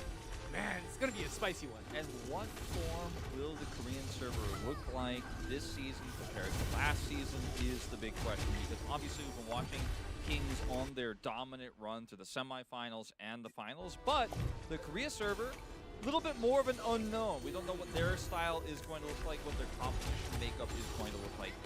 Yeah, the World Championship winning server, the Kings and the Korean users will have the combat power matched 1-to-1. So this match will be somewhat unlike what we had so far. So matching in numbers, matching in powers, which means strategy comes in big into play, depending on which phases they take first. If they lose an extra life because of the matching power, if they lose one of those higher tier power early on, then the game might just snowball from there. I think on paper, this should be the closest match we've had for this entire Ymir Cup, just because of the match power levels, right? But we'll see if the strategy and the preparation that we've seen from Kings gives them a strategic edge, because the KR server, is waiting for the Legends match, right? But hasn't necessarily been practicing and coordinating together as much. But I think they're obviously great players and have been playing the game for a really long time and are quite experienced. So they have their own ideas about strategy as well. Yep, and before we go into the match, though, we do have the extra coupon. One more coupon should pop out right here. That's right. It's WCS2. That's the World Championship Season 2. It's WCS2 Last Crown, or... Ooh, it's got Manny's Valkyrie Yes. card in it. And also this Seer card, so make sure to put this in. This one's got a lot of chances for you. And So- don't forget, of course, to add KR to your Oh, yes. I don't want anyone on the KR server, especially because a lot of Korean fans are watching, tuning in to see the Legend match. Oh, yeah. Missed that, so add Type that in KR. chat so we can copy paste for everyone. So, Yes. Make sure to do that as well. Some enhancement stones. You can. It's not a chance. It's a selector. There are some selectors, some rune chests as well. So I think this was one of the better. Everything's pretty useful. I think this one's actually a like good a one. powerhouse upgrade material. And Inside if you're this wondering how to redeem the codes, just simply log in and go to your settings and then go to account, and there will be a coupon section there. So click the coupon and you can type the code, and make sure you do it. It's case sensitive, do it the right way, and it should redeem for you just fine. I put a lot of codes in last night. Yes, and still today we have a lot. I got a lot more. A lot of codes, a lot more codes, and then also subscribe to our YouTube right now, because Wow, we're getting up there. we're getting up there. 200 more, Very and close we will to hit hitting that 90K. 90K. We're getting there. Everyone, subscribe right now. I subscribed 4 more yesterday. You mentioned it. I did. He keeps subbing. So I've subbed all of everywhere my I YouTube can. accounts. I'm sub. I'm sub 100%. So let's get all the way to at least 90K, and maybe even up to 91K by the end of the broadcast. Please hit that subscribe. Doesn't cost you anything. Do it right now. Ymir, you can follow us not just for end of season 2, all the updated news, the content, and also season 3 in the future as well. So keep us up to keep yourself updated with Ymir Cup and the Ymir game itself. Make sure to subscribe to our channel and follow up all the time. Yeah, so you can be there when the next content drops, when we do have more announcements, and potentially Ymir Cup World Championship Season 3. Oh, Potentially. yes. I mean, I'm not confirming or denying or anything. I'm just saying, you know, if you want to know Very what's likely. happening, that's where you're going to find out. Oh, we already have Kings on stage! Introducing the players coming up to challenge the Kings of Season 2! Literally, the Kings! We have players coming from Korea server on stage!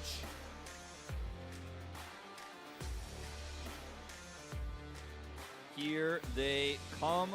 Finally get to meet the legends of Korea here on the stage as they take the stage here and look to bring glory here domestically to Korea, as Ymir Cup, of course, is a really, really exciting tournament, but there's just something about being able to defend yourself as Kings, for example, against these Korean legends.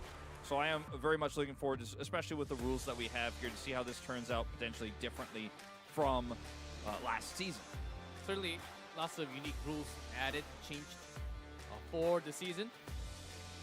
It's going to be a big showdown and a huge challenge because it's a matter of somewhat unknown strategy coming from the Korea server. Slightly also unfamiliar in a way with the new life system compared to Season 1. The Kings, they have shown a lot of what they wanted to do, how they approach when they go for the boss and the normal bases on the battlefield. So somewhat exposed information already from the matches.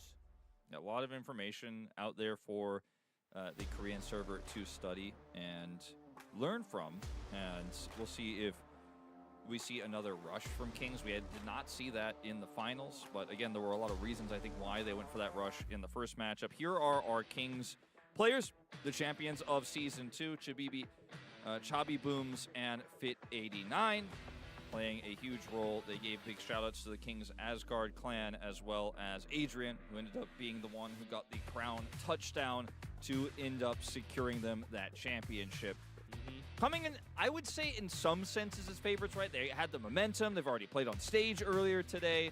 Yeah, more coordination within the clan mates and the entire server, I would say, because they actually played more on-stage matches together, 200 plus. So there's a bit of more experience and less things to organize because they've done it a couple of times already on stage. Against them, I'm pretty sure the Korean players has also have a few strategies in their stores. Yeah, this is Gyeorjung Chogin, the man on the left there. Hai Decisive on the left. Yeah, and then on Hojing on the right it's there. from the Tiger servers, I believe. There's a whole lot of Tigers from the Tiger clan, Tiger clan mates on the right, I believe. Yeah, so the clans here representing different regions. So Seoul, Samgadong, and Asan are the three that are represented here in the Team Korea or Korea server lineup. So bring three different clans. We've seen most of our Asian teams, in fact, all of our Asian teams doing that this tournament. Yeah, the Tiger clan is literally called Tiger class. So those members, one of the representatives coming from each clan. I like it. Let's see what they can actually show. Very powerful clans overall. All from Team Server Korea, as you can see. We are getting ready, G-Clef, to jump into this one in just a moment. And there's a lot of points on the line, a lot of rewards on the line for everybody watching.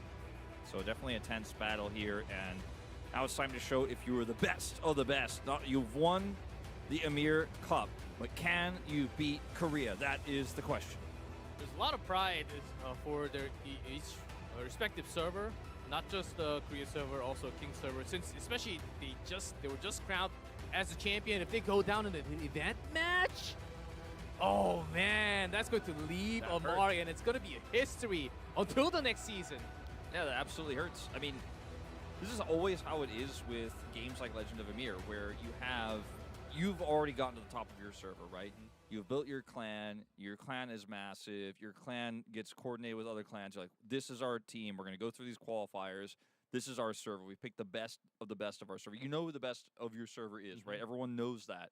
Then you're like, okay, how does our server compete against the other servers? Before you compete, there's a lot of trash talk. There's a lot, well, that server's not that strong. We're actually better than them, right? There's a lot of chat going on before the actual battlefield. There's a lot of YouTube, beef. There's all sorts of stuff going on, right?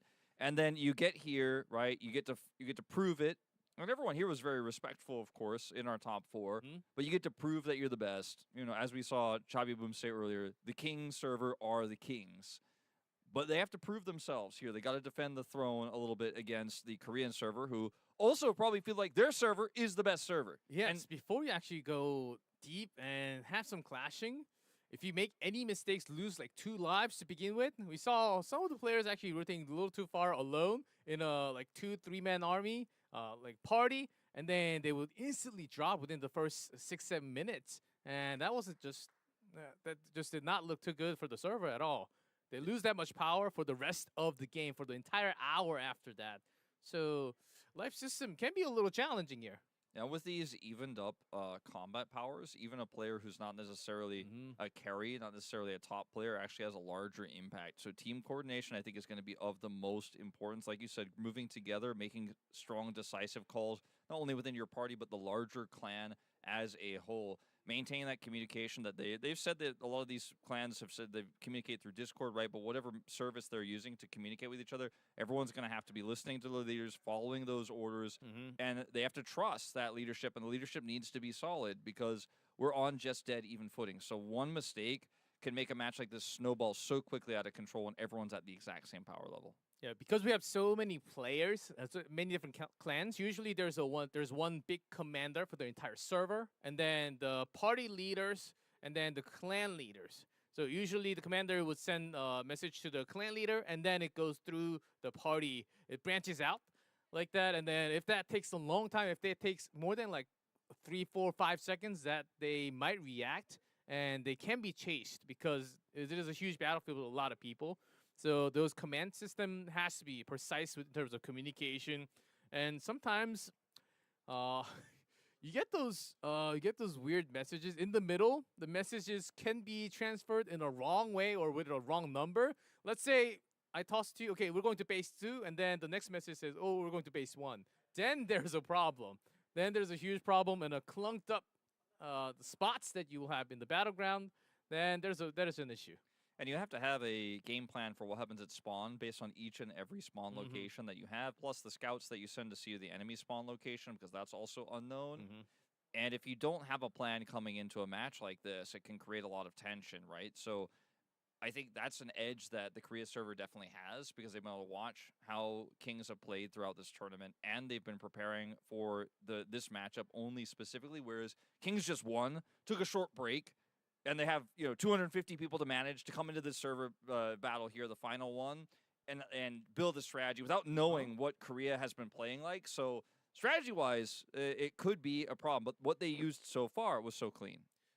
So it's really hard to really predict what's going to happen. But with the matching power, I think the better idea to actually move is to move together like as a dot. Like you force all the power together. Of course, if you do it too much, you might get hit by those big AoEs easily, but still, I think it's better to collect all of your power together and send those small parties together information, not that many people, but mainly focus on like a small dot, move together towards the center, and not work on too many different things at the same time. Choose like 1, 2, 3 different goals, not like 5 or 6 at a time.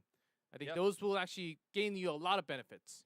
I think getting control of those towers of occupying is going to be of the most importance in the early game.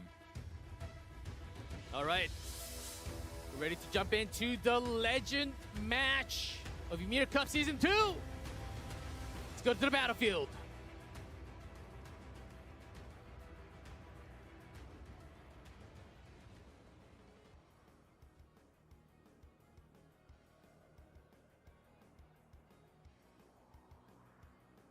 See what the starting points. Brazier of Life right there, too. Right there in the choke, near the choke point, on the way. Crazy that one of those Brazier of Life is so centrally located right now. Will be found pretty quickly, you have to imagine. Do not yet have the spawns in. So this may be a little bit of a delay that we have, just giving you guys the update. As you can see, no players on your screens just yet. Yeah, you see, those are the choke points that you see. There are some couple of hills.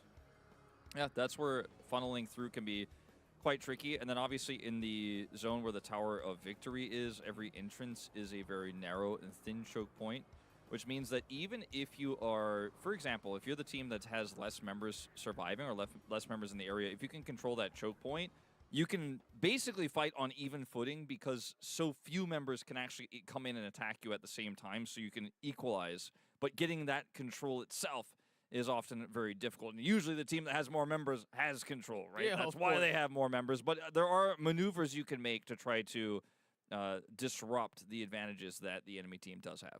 Yeah, it's been some time that Korea Server was able to fight against the global players. And so we'll see where they want to actually focus when they make these rotations and which bases they want to catch first. 4, 5, 6, I always have the point because I do see a lot of our players from all over the world focusing heavily on the center. If they think they have less of a power, then they will focus on the smaller size like 10, 11, or like 8 and 9, depending on where the starting point of the spawn is.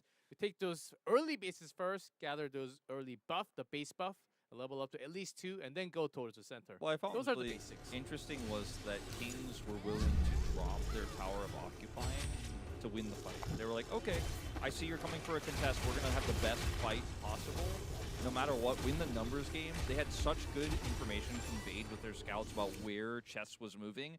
They were saying, all right, Tower Occupying almost done, but let's look for this fight here. Ruin their approach. When they got there for the fight, they got completely ruined. And then the Tower of Occupying was taken afterwards, and then the next Tower of Occupying was taken. And they were taking the third one while they were also taking the Tower of Victory and chasing stragglers. I mean, they played so well. They clearly... No, I don't even call it a strategy. They adapted to the situation incredibly quickly.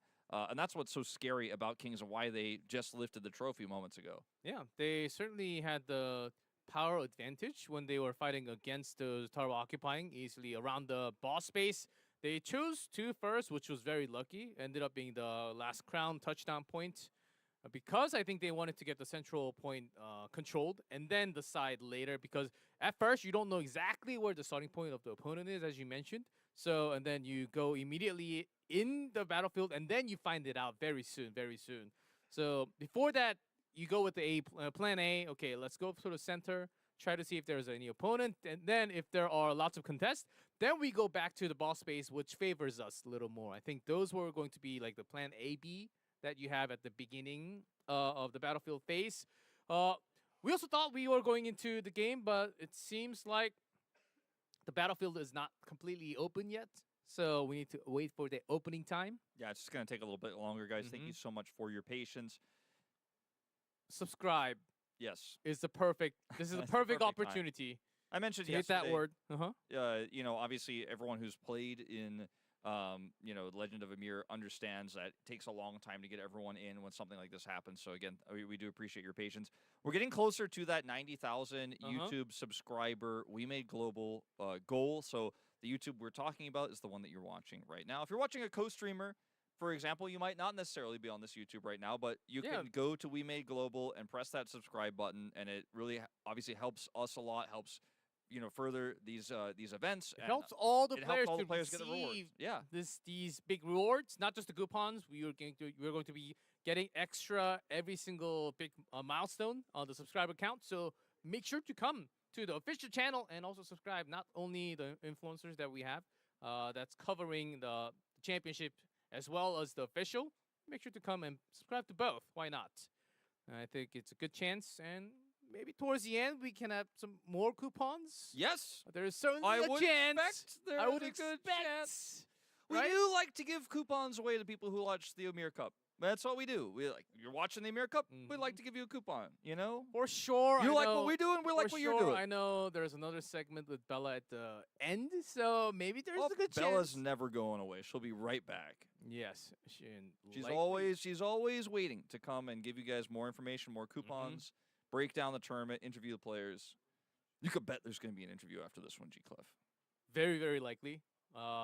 Whether we have Team Korea server or King server winning again, I think we will. I think it's actually a good idea to actually hear from both sides. Maybe only the winners, depending on how long this match would actually go. So they do have the update as okay. There's. It seems like we need some more time to actually bring everyone to the battlefield from the spawn.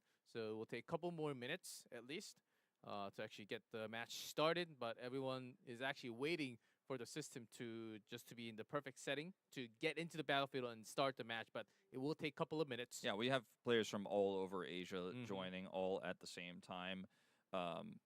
Nearly 500 all coming in all at once. So it just takes some time. So thanks for your patience. Yeah, we're having more and more numbers. I believe we're having at least 200 more from both sides. And we're trying to match the numbers and also the power Yeah, level on both. We wanna So make that it the takes most- some more technical difficulties. the most balanced match that you could ask Mhm. for. Obviously, the Korean server's been around for quite some time. Yeah, so Wolf, Straight- because of that, like, which one would you focus more? Would you like to like pinpoint on the ones going like scouting members that are alone, like 1, 2, 3 member party, or would you like to have a bigger like a war line clashing instead of focus on that instead? So, for me, if Mhm. I were let's say I'm not an Apex player, right? I'm like The just top tier. below them, but Uh-huh. I'm quite strong, and I'm playing Archer, for example. I think what I would like to do, like my role, I would enjoy, especially because of how this game works right now. I'd be like, I want to be the guy who's on the edge. I'm just constantly scouting, but because a lot of the time you send weaker scouts. Because I'm a stronger one, I could take out 4 scouts, for example, by myself with no issue. I would love to take that role, run around the map, and just constantly be delivering information and punishing people who took the risky scout group. Now, I might get punished if there's a scout group of like a full party of 8 people, for example.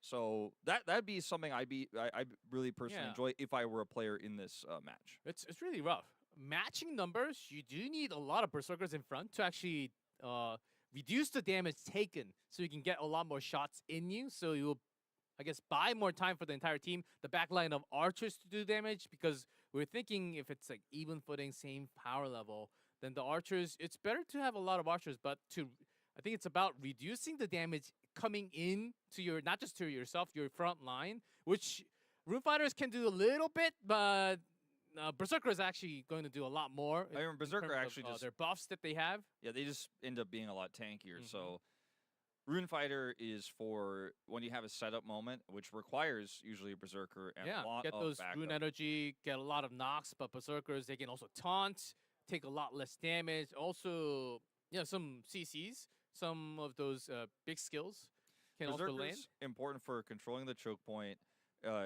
peeling for the crown carrier.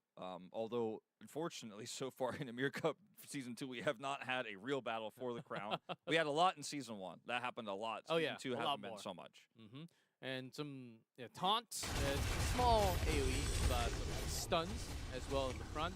I would like to see like one-on-one Berserker fight carry on, but it's a hard thing to do in this big battlefield. Yeah, it's a team game, you know.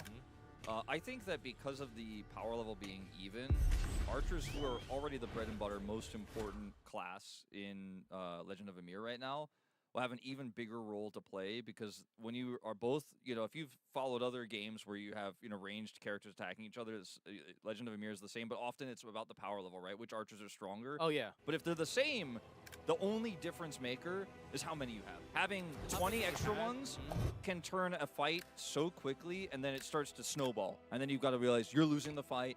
You've got to know when to fight.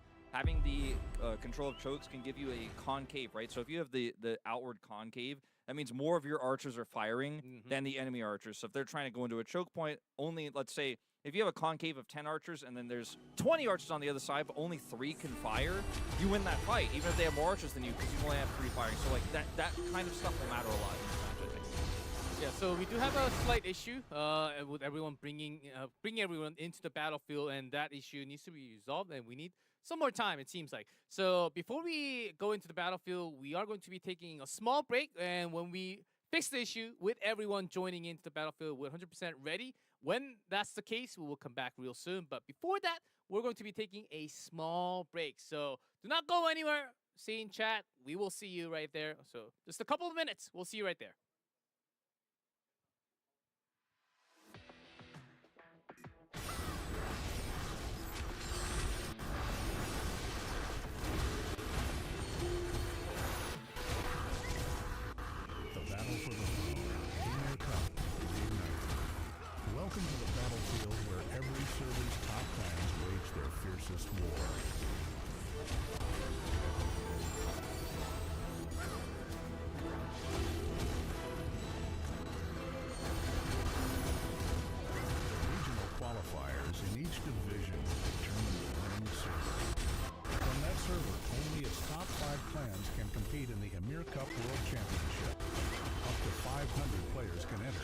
regardless of server.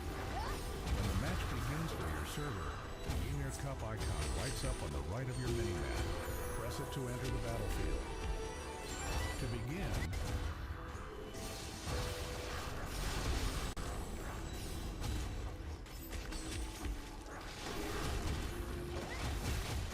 normal bases can be captured by interacting with the occupying stone. For boss bases, first destroy the Tower of Occupying at the entrance, then interact with the occupying stone to capture it. Normal bases can be recaptured freely, but boss bases, once captured, can never be recaptured, so be strategic about your captures. If you couldn't secure a boss base, try a different strategy. Capture normal bases for buffs, or recapture enemy bases to weaken their forces. Which bases to target, how to play it out. The tide of battle is yours to turn. If you are defeated in battle, you can resurrect and rejoin the fight, but you can only resurrect up to 3 times. So watch the battlefield and tread carefully. Luckily, 2 types of braziers appear randomly across the map. Pick one up to restore resurrection counts for your clan or your server. If casualties pile up on your server, use braziers strategically to keep the fight going. Once you've secured enough bases, the endgame begins, the fight for the Tower of Victory. Destroying the Tower of Victory earns points and brings out the crown, the key to victory or defeat. Once the crown appears, bases can no longer be captured, so timing the tower's destruction is crucial. From here, all forces converge on the final battle for the crown. To win, you must claim the crown and carry it to the target zone. The moment the crown is taken, the crown holder bears the weight of the crown, and victory now rests on the whole server, working as one. Server members must protect the crown holder and rally together to reach the target zone. The target zone forms at one of the 3 boss bases, and you can check it on the minimap. If the crown holder is defeated while on the move, the crown drops where they fell. And if a player from the enemy server grabs the dropped crown, the target zone changes. A crown touchdown is worth the most points in the Ymir Cup, so the outcome stays uncertain until the final moments. Whichever server lands the crown touchdown can swing the entire match. The final clash over the crown, where a single choice decides the winner. If time runs out in a close match with no crown touchdown, the outcome is decided by the points earned during the match. Points can be earned by destroying the Tower of Victory and Towers of Occupying, as well as capturing bases, defeating players, holding the crown, and landing crown touchdowns, as shown in the scoring table. If the final scores are tied, the tiebreaker rules decide which server wins. The stage is set. Glory awaits the victor alone. Stake the honor of your server and march toward final victory. And in that moment of glory, who will claim the crown of victory? See it all unfold in the Ymir Cup World Championship Season 2. The battle for the throne, Ymir Cup, reignited.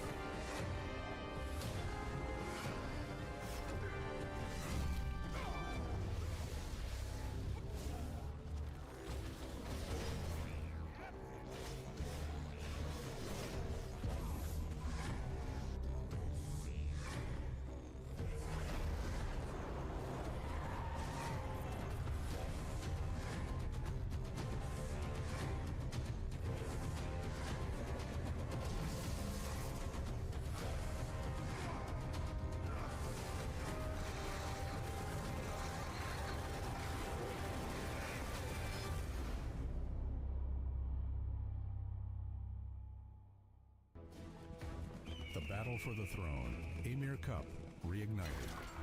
Welcome to the battlefield where every server's top clans wage their fiercest war.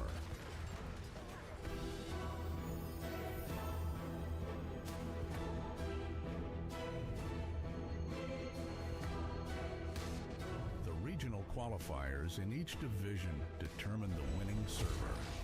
From that server, only its top 5 clans can compete in the Ymir Cup World Championship. Up to 500 players can enter, regardless of server. When the match begins for your server, the Ymir Cup icon lights up on the right of your minimap. Press it to enter the battlefield. To begin, you're randomly placed at one of 6 starting points. When defeated, you can resurrect at one of these points and rejoin the battle, though the starting points themselves keep changing. Early in the battle, securing bases is key. Capturing a base earns points and various buffs, and lets you teleport straight to it to gain the upper hand. And the more bases you hold, the stronger those buffs become. Bases come in 2 types, normal and boss. Normal bases can be captured by interacting with the occupying stone. For boss bases, first destroy the Tower of Occupying at the entrance, then interact with the occupying stone to capture it.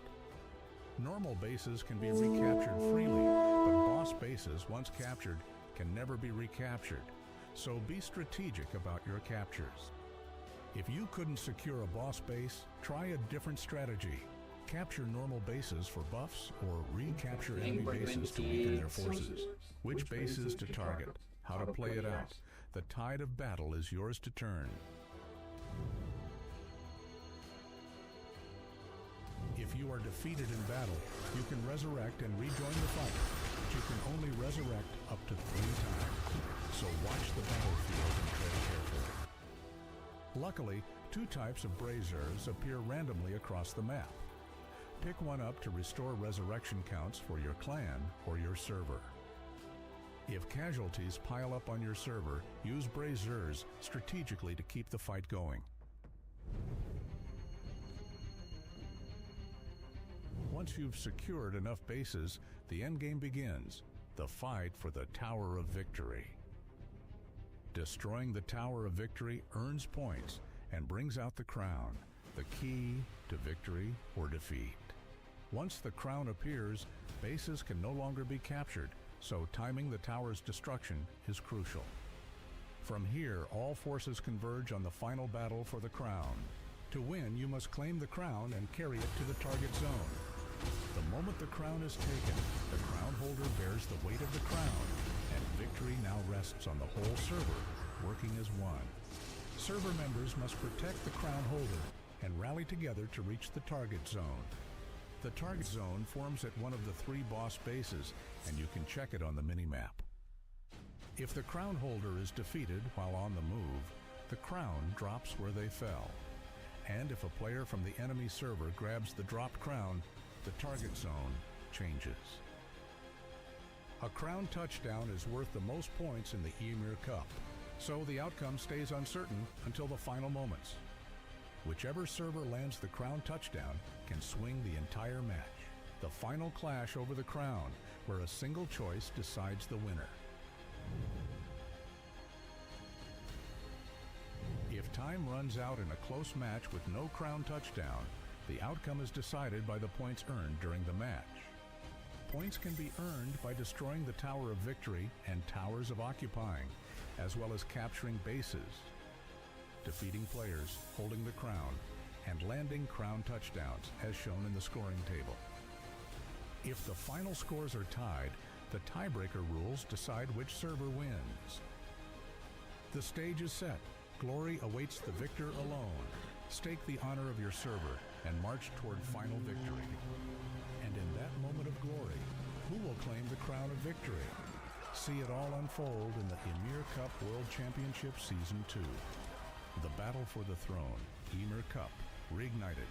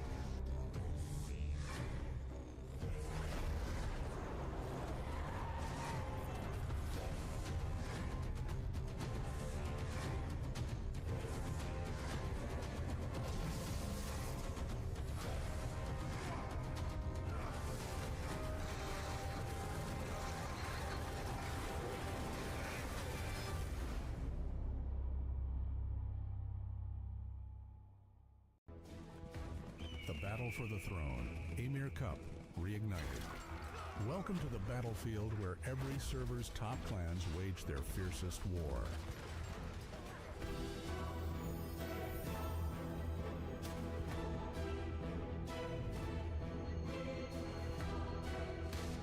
The regional qualifiers in each division determine the winning server. From that server, only its top 5 clans can compete in the Ymir Cup World Championship. Up to 500 players can enter, regardless of server. When the match begins for your server, the Ymir Cup icon lights up on the right of your minimap. Press it to enter the battlefield. To begin, you're randomly placed at one of 6 starting points. When defeated, you can resurrect at one of these points and rejoin the battle, though the starting points themselves keep changing. Early in the battle, securing bases is key. Capturing a base earns points and various buffs, and lets you teleport straight to it to gain the upper hand. And the more bases you hold, the stronger those buffs become. Bases come in 2 types, normal and boss. Normal bases can be captured by interacting with the occupying stone. For boss bases, first destroy the Tower of Occupying at the entrance, then interact with the occupying stone to capture it. Normal bases can be recaptured freely, but boss bases, once captured, can never be recaptured, so be strategic about your captures.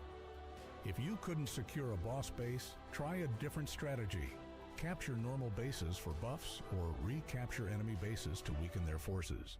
Which bases to target, how to play it out. The tide of battle is yours to turn. If you are defeated in battle, you can resurrect and rejoin the fight, but you can only resurrect up to 3 times. So watch the battlefield and tread carefully. Luckily, 2 types of braziers appear randomly across the map. Pick one up to restore resurrection counts for your clan or your server. If casualties pile up on your server, use braziers strategically to keep the fight going. Once you've secured enough bases, the endgame begins, the fight for the Tower of Victory. Destroying the Tower of Victory earns points and brings out the crown, the key to victory or defeat. Once the crown appears, bases can no longer be captured, so timing the tower's destruction is crucial. From here, all forces converge on the final battle for the crown. To win, you must claim the crown and carry it to the target zone. The moment the crown is taken, the crown holder bears the weight of the crown, and victory now rests on the whole server, working as one. Server members must protect the crown holder and rally together to reach the target zone. The target zone forms at one of the 3 boss bases, and you can check it on the minimap. If the crown holder is defeated while on the move, the crown drops where they fell. And if a player from the enemy server grabs the dropped crown, the target zone changes. A crown touchdown is worth the most points in the Ymir Cup, so the outcome stays uncertain until the final moments. Whichever server lands the crown touchdown can swing the entire match. The final clash over the crown, where a single choice decides the winner. If time runs out in a close match with no crown touchdown, the outcome is decided by the points earned during the match. Points can be earned by destroying the Tower of Victory and Towers of Occupying, as well as capturing bases, defeating players, holding the crown, and landing crown touchdowns, as shown in the scoring table. If the final scores are tied, the tiebreaker rules decide which server wins. The stage is set. Glory awaits the victor alone. Stake the honor of your server and march toward final victory. And in that moment of glory, who will claim the crown of victory? See it all unfold in the Ymir Cup World Championship Season 2. The battle for the throne, Ymir Cup, reignited.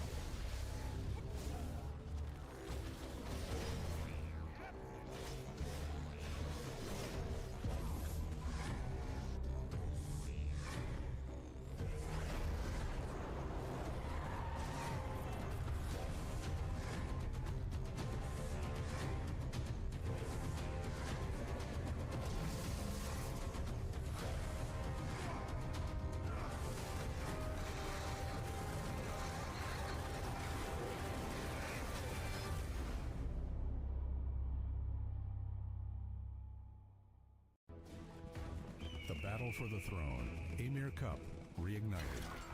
Welcome to the battlefield where every server's top clans wage their fiercest war.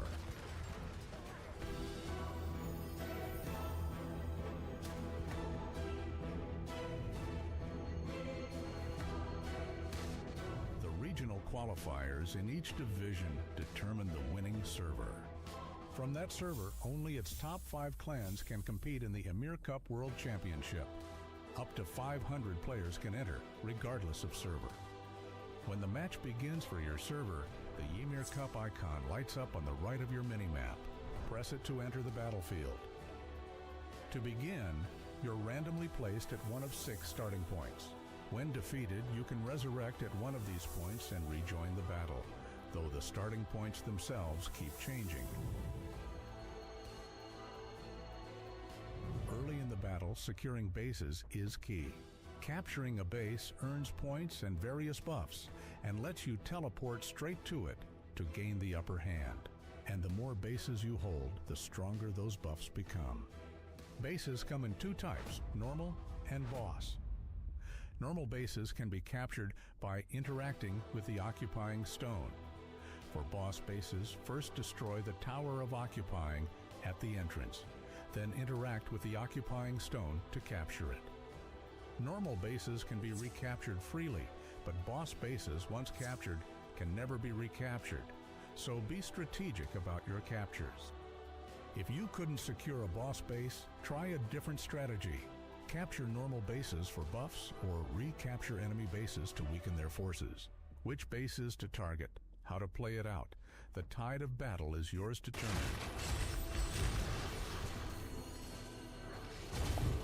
If you are defeated in battle, you can resurrect and rejoin the fight, but you can only resurrect up to 3 times. So watch the battlefield and tread carefully. Luckily, 2 types of braziers appear randomly across the map. Pick one up to restore resurrection counts for your clan or your server. If casualties pile up on your server, use braziers strategically to keep the fight going. Once you've secured enough bases, the endgame begins, the fight for the Tower of Victory. Destroying the Tower of Victory earns points and brings out the crown, the key to victory or defeat. Once the crown appears, bases can no longer be captured, so timing the tower's destruction is crucial. From here, all forces converge on the final battle for the crown. To win, you must claim the crown and carry it to the target zone. The moment the crown is taken, the crown holder bears the weight of the crown, and victory now rests on the whole server, working as one. Server members must protect the crown holder and rally together to reach the target zone.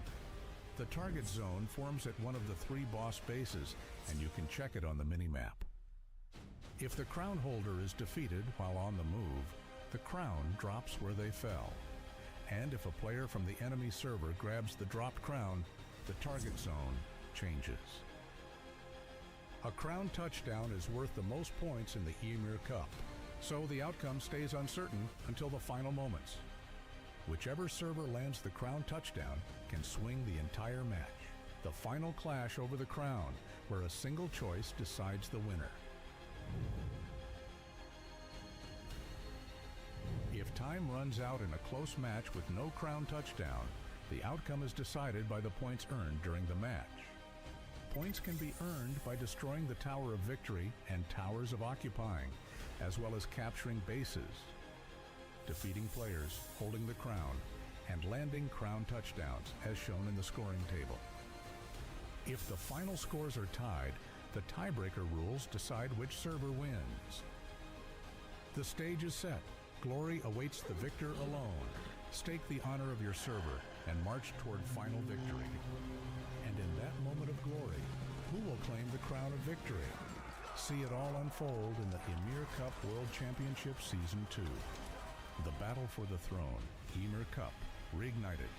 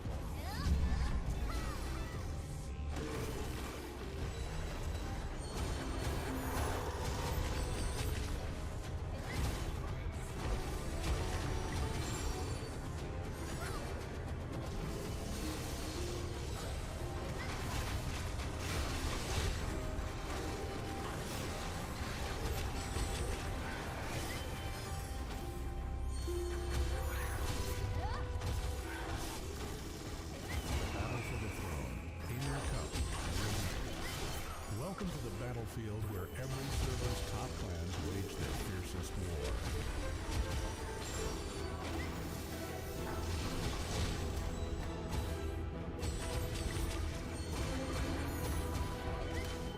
The regional qualifiers in each division determine the winning server. From that server, only its top 5 clans can compete in the Ymir Cup World Championship. Up to 500 players can enter, regardless of server. When the match begins for your server, the Ymir Cup icon lights up on the right of your minimap. Press it to enter the battlefield. To begin, you're randomly placed at one of 6 starting points. When defeated, you can resurrect at one of these points and rejoin the battle, though the starting points themselves keep changing. Early in the battle, securing bases is key. Capturing a base earns points and various buffs, and lets you teleport straight to it to gain the upper hand. And the more bases you hold, the stronger those buffs become. Bases come in 2 types, normal and boss. Normal bases can be captured by interacting with the occupying stone. For boss bases, first destroy the Tower of Occupying at the entrance, then interact with the occupying stone to capture it. Normal bases can be recaptured freely.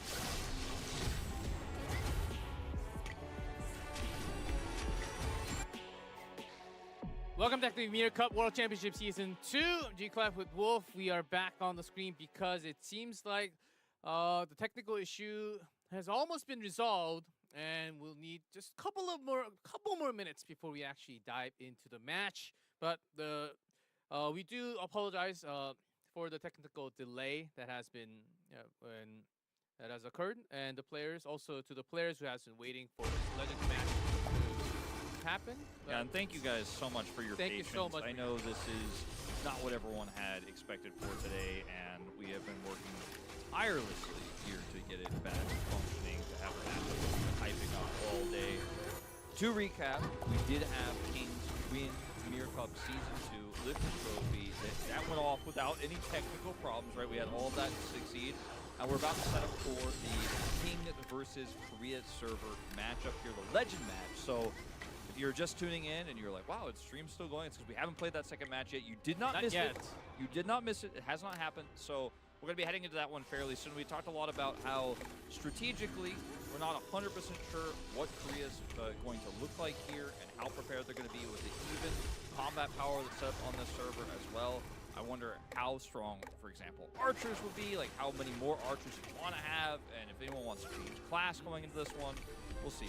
Yeah, you're saying we expect to have a lot more archers on the field because we have matching power level, which actually brings another, but my idea is slightly different. I would expect more berserkers, which could actually close in the gap. They can easily leap and go for those stun, lots of taunts, and just trap those archers. Not let them do anything away, because if you're stunned, if you don't have enough buff, and those leap attacks are actually pretty quick in their movement. So if they land on multiple archers on the back line, they can be wiped off immediately. So I think there's a really big power potential for the Berserker and also the Moon Fighters to just dive in, ult, and the archers can't do a thing. And also you have to think about not just changing class. If you're not used to the archer's skills, you might not be able to retreat and go for the backstab immediately because you're just not used to. You have to really be used to not just the skills, you have to be used to the cooldown of those skills. You have to kind of have the feel of the cooldown because you have so many skills and also the dodges. Stuff like that. You really have to keep all that stuff in mind. But I do think if you have enough archers, you know, eventually you'll win that war of attrition. We were very briefly talking about like concaves and control, which we've spent a lot of time talking about throughout this tournament in terms of the Tower of Victory zone and the entrances there. I am curious. I think most players will probably just stick to their role. I don't think we'll see that many changes, if any, coming into this one. But because the Korean server has known about this for a long time and has been able to prepare, maybe they bring out some different strategies. I don't think Kings will be changing things up too much. They've had a little bit of extra time, but I don't know if they've spent a lot of that really building up strategy. So we'll have to wait and see. All I know is that I'm really excited to see this matchup finally happen, and we'll see the action between all of these guys set up here, which is what everyone's been waiting for. So again, thank you so much for your patience, for those watching at home, and for those players who are probably still watching our stream as well, trying to figure out when we're going to get into this one. Yep, should be about maybe about 5-6 minutes, I think, before we actually get it, because we have a lot of players who are trying to go into the battlefield at the same time. We need to time it perfectly because it's not just like 30, 40, 50. We have hundreds of players who has to be ready on the right exact time. So we have to make promises before and then go in at the exact promised time all the way together. So everyone's prepared. That I think a lot of members, not just offline here, who are also playing online, joining from all over the world. It's also promised at a certain time. So I think we're about 4 or 5 minutes out before the match starts.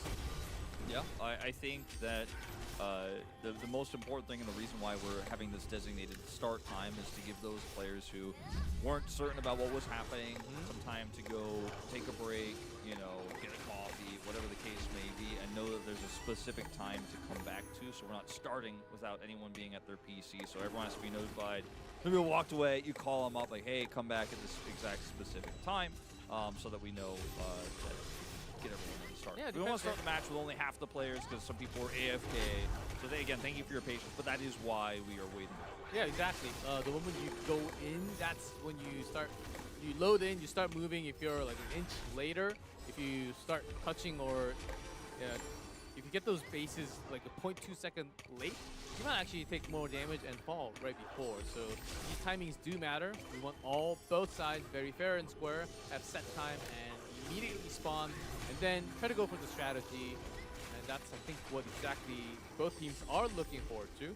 As soon as we get in, we will let you know. And we talked about the starting point a little bit, how last time in the grand finals, Chess Kings, they were on the opposite side, one on, I believe, about 3 o'clock, and the other team on like 7, 8 o'clock, and they happened to be on the other side, so it was okay. But there are some times where they spawn like right next to each other, like 11 o'clock and 1 o'clock. And we go for the same choke point. That's where the real battle starts, immediately after the battle. Yeah, statistically unlikely, but it has happened, and it can create a very different gameplay dynamic, especially when everyone's power levels are set. It's really difficult to determine if you're going to win the fight or not. Because I think a lot of what the early game is decided by, as we saw from the Kings in our finals, is whether you can determine quickly whether the fight is yours or not. You have to be able to know, okay, we're winning this fight, we're going to commit to this fight, we're going to drop Tower of Occupying and look for this fight, we're going to look for the turn, we're not going to try to burst down Tower of Occupying. Those judgment calls are so critically important. What if there is like a party of Rune Fighters, like 6 of them, and 2 Berserkers, they could wrap around the entire Flanking. Go for the big flank and land those big TCs and just delete, wipe from the side. That could totally happen in this big battle of Battlefield. That could totally be a strategy. I think that could be a thing because we're matching power level. If there's a big difference, that wouldn't work. But in this case, I think there's a chance.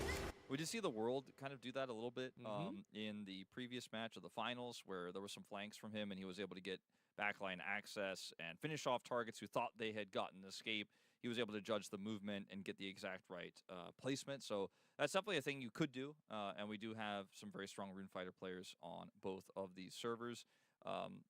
I do think that in terms of how the early game is going to go, it's always most important if you get that first Tower of Occupying, because it allows, or rather the first boss base, which happens after the Tower of Occupying. Get the Tower of Occupying points, get that boss base.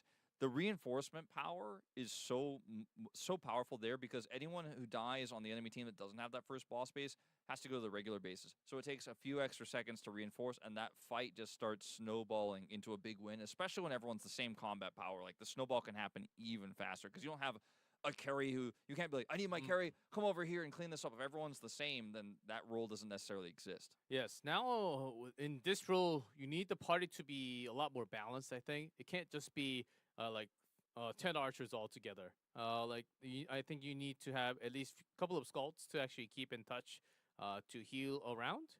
It's really hard to tell before we actually get in. I think the party formation will be crucial, and also the line of setup, the command within the team, and really adjusting to what's happening on the field will be one of the most crazy parts. That can be done, but with 200 plus on the field, that's really hard to manage because sometimes you're used to your power level at this server war in your clan. let's say you're one of the lowest and you have your role, you know what to do. If you're one of the top tier, you know your position, you know what to do. But at matching power, you might be a little lost of what exactly is What is your happening, because role? that's not you the know? in-game Exactly. system. No, that's a really good point. Like what sometimes your role is so clearly defined in your clan, right? You're like, this is my job. For example, a lot of people designated for CC for crown holder. My job is to CC this guy and lose a revival to make that happen. But now it's like, should I do DPS? Like, am I actually super relevant? Am I a carry? Figuring all that out on the fly is Yes. going to be tricky. So I think I don't exactly know the exact power level that we're going into matching. If it's I don't either. around 300k or 400k, I think that should be 300k. Then it should take much more time. But if the average was set to like 400k, then things might be different. It's a lot higher power for everyone, which means the tower is going to burst down easier. Even the brazier is going to be bursted down so heavily and in just like 20 seconds, 30 That's seconds actually of a time. really good point. So I didn't even think. I don't that. think I think the power level will be average, but I don't think the HP bars of the towers itself will change according to the power level. So And I think the even number would be very crucial. I mean, obviously, things like attack speed will play into this, but Mhm. I don't think the towers and the braziers will necessarily go down faster, even if everyone's at a higher power level, because it's still based on that tick damage. But the fights around them will end much faster, right? Once you start to get I a think lead, so. it's just it's going to go through so quickly. So we are going into the game very shortly. All right, I do see players from People both sides loading in? loading in. Let's go directly into our legend match of Ymir Cup World Championship Season 2 King Server versus Korea Server. As we see Warriors loading in already on their mounts, trying to go for the base. Here Let's we bring it, go. Wolf. All right, so we had a 3 o'clock and it looks like 8 o'clock, 7 or 8 o'clock spawn here. Kings on the east side, Team Korea on the west side. You could tell by the colors here and obviously by the hunger and names on the Korea server. And we're going to see some bases because we're on the exact opposite sides here. It's just going to be likely a trade of western bases versus eastern bases here. As you can see, some players have been split off to capture these bases. The base caps are going to come in around the same time. No direct pinpoints yet, but splitting left and right. Tower Korea occupying server? focused right Ooh, away. already here on as base well. 1. So let's Pretty see if they'll fast. trade or if they want to actually challenge the Tower of Occupying. Yeah, I imagine they'll Korea- challenge. Korea server is on base 3 and 2 together. And the Tower of Victory as well. The KR server going straight for the Tower of Victory at the same time. They're so split up that I don't exactly know, because I see a couple, like about 20, not too many. Okay, here comes the world. All alone, going in, bursting them down. 17, 26, dead. Immediately. They had 5 bases to 3, and he just went straight in. And they burst.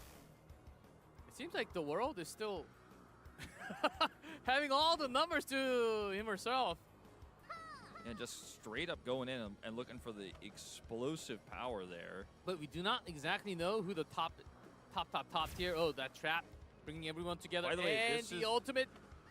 This is a huge, huge moment here if they can continue to actually push this momentum forward. I think the Korea server might have tried to do too much at once here Yeah, I in think this so. early game. They try to get 2 bases and 2 boss bases at the same time. Of course, Ooh, Joker from the Grim clan here also getting pretty low. From Asan. Rune, All right, that's going to be one down. Ed Joker. Also, this King's Asgard member also taking a lot of damage as Asan is really working on this Team one hard. Asan's the top tier for the Korea server. Here is the World Archer. And I'm sure there's the the Scald version right behind him. Or is he? I think he actually. Alone? I think he is alone. I think he had to We do revive. see Adrian, so there should be a couple Adrian's more here. members. And Buenas PH also is a huge Yes, member on this party is server. always together. Yeah, absolutely. It's King's Asgard's basically major vanguard here together, fighting over this control of this base. Big ults being dropped down on the side here as a few of these Korea members are getting challenged. Some of the Storm Clan members are being challenged from the Korea server. I know most of the IDs for the Korean players are in Korean, So we will try to name the specific classes that are being chased. There's Room Fighter. Yeah, getting a knockdown here onto knock. the world. This but 1v1? Can we let this 1v1? No, you just can't. You have to join the battle. all right, the world has a lot of And friends coming JJ. over. Buenos is here as well. Oh, some of the members from Korea's over also coming. The Reds. Okay, Asan focusing down members one by Buenas. one, Ooh, getting targeted. but actually absorbing a lot of the pressure here. This is a risky move here from Asan, but he is playing it very well. Got the stun. Follow-up knock, but the heals came through. So we'll be safe. So has a bunch of party members right nearby. This is definitely a one fight here for Kings. Automaton. That's one of the biggest AoE. Oh, look at from this Archer. choke point! G-Clef, oh my god! They're trying to push through, but they are taking so many losses. 11 down here for Korea. So much damage in this choke. Yeah, Even Tower Sepulva damage coming through. Is it near Tower 3? That's the thing. Korea server went slow. They This is- tried to go for a lot of different things together. So much AoE coming through. I Uh-huh, think now- Korea's in trouble potentially Yeah, here. King's coming to take this down. Try to steal this away. The boss tower. The Tower of Occupying here. also Oh, doing what a some big serious damage. lightning blow. 23 dead here for Korea. As right The now, big Kings have berserker triple. attacks. Pushing in. Oh, it's not the time. Well, Kings- they're still hitting the tower. Yeah, Kings still triple the eliminations right now of Korea. That just to give you guys a bigger, broader scope of what is happening overall, big picture here. As now a lot of these members are isolated here, and the tower is going to do a ton of damage. 48 dead for Korea. D-Club. Oh my. It's not looking good for the home team. Yeah, defeated double, almost a triple number of defeated. Here is members from Vanguard getting trapped, pulled in, but still HB seems safe. Needs a lot more damage to bring this. Bring him down. Yeah, see Here's the main Buenas party. here continuing Ooh, to put damage onto Asan. Almost being down, being knocked. Another knockdown. He gets the Got heal the heal, here. but still, the CCs are continuing to focus. There's just too many strong members here of Kings. Throw weapon. The continuous knocks from the Berserker. Lucky Vicky over here trying to offer some support. Again, a lot of these Korea members have lost so many of their There revives are some already. follow-up knocks when the target is knocked. Oh, but not as much as we thought. So instead, they're trying to target onto the skulls nearby. Some of the helping Adrian archers. getting involved here as well, taking a ton of burst damage. But there comes Buenas to help keep him alive. Gets the heal. Good clutch heal. Buenas now taking a lot of damage as well. Oh, Buenas down. Yeah, he is down.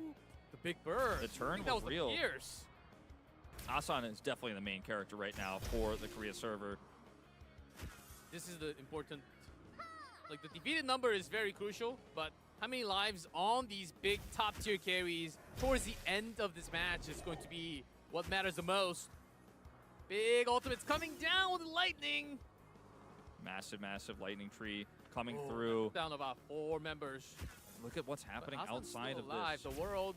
I want to give everyone the perspective that while this is happening, Korea are losing members everywhere else right now. Currently 30 dead That is in other big. fights. Power occupying also going towards 15%. Yeah, they already have one. Yeah, they're and getting a Kings second actually, if you look at the minimap, Kings actually took over the position. one. Yeah, the boss. they're about to get 2. They're going to have 2 Tower of Occupyings here to increase their lead. Oh, this is going to be important. Clutch heal again coming through. The Scald. Landing the vines for the AoE to keep it intact for the negative movement speed. And the members of Korea team coming.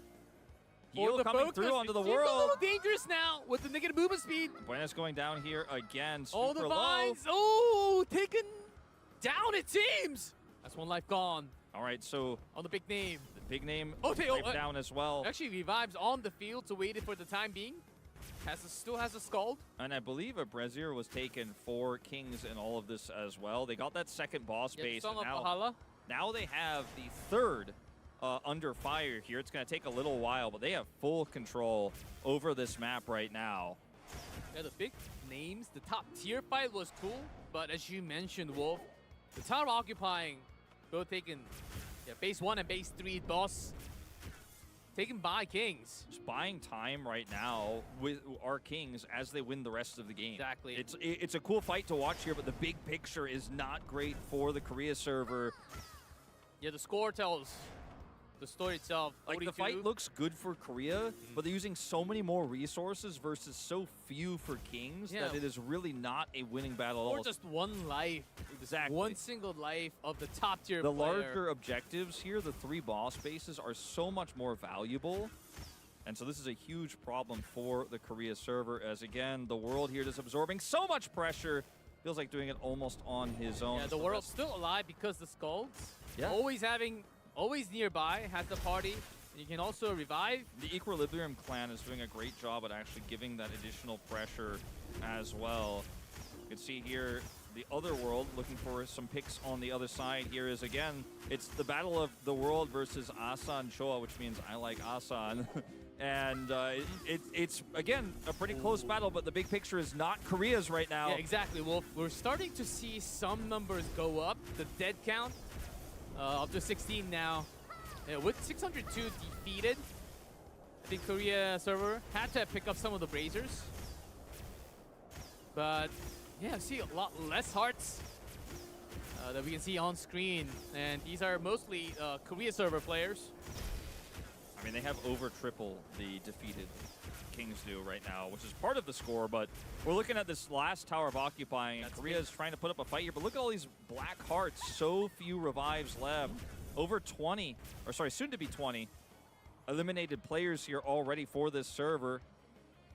At least Korea server is somewhat matching in the base buff. They do control 4 still. Not as bad, but King's taking 2 boss. Oh. And they stopped doing damage to the tower. I think there's a focusing point. I think they're going towards the choke point in the middle between 10 and 11. Yeah, it was a little bit messy there. A lot of people died to the tower, actually, on King's server side. Korea still has a chance to turn this around, absolutely, especially if they can pick up some more Braziers, but looks like the world is just going to stop interacting with Asan and look for more control here over this final Tower of Occupying, where the fight is really taking place. Finally, the party joins in. The world kind of baited some of the players from Korea server to... And then moving into mounts, this is where the actual action is in the middle of joining points between the towers. Yeah, see that Tower of Occupying access is so limited for the Korean server. Look at the angle here. The observers are doing a great job of showing that they just cannot really get in at all. And it's really just Asan here who's trying to actually crack the edge. Big focus on Asan, but... Look at how many dead here for Korea. Up to 36 now, 37 totally eliminated from this match. And it's very quickly becoming a one-sided affair here for Kings. Even if Asan Choa is doing his best here to try to turn the tides of battle, he just can't really make a scratch. Asan's the room fighter that we are highlighting many times. And are we having the battle along with the Brazers, or is it just a clash? Yeah, just a clash onto the side. Mostly the damage from Kings has been focused on tower base 2, another boss tower. They're trying to get all 3 boss bases. It seems like very likely they can. Yeah, I think that is extremely likely, which will then make it the next push to go for the Tower of Victory here, as we see a few good picks here coming in for Team Korea, but the bigger fight is they've lost so many. And there's just no access to the Tower of Occupying. It's only at 50%, so it's not going to die instantly here, but as you can see, they're really struggling to really get any pressure on, and the trades are not favoring them. If you see the tombstones in the center of both of these teams, it shows current dead, and it's always way more for Korea. They have half the kills of Kings. To see much more movement flow on their mounts from Kings, which means the field is open. Yeah, they're starting to because they're actually having a lot more members of being focused. One of our on-stage members defeated, it looks like here as well, hands off keyboard, as I think they're starting to realize this is a very, very difficult match to win from here on out.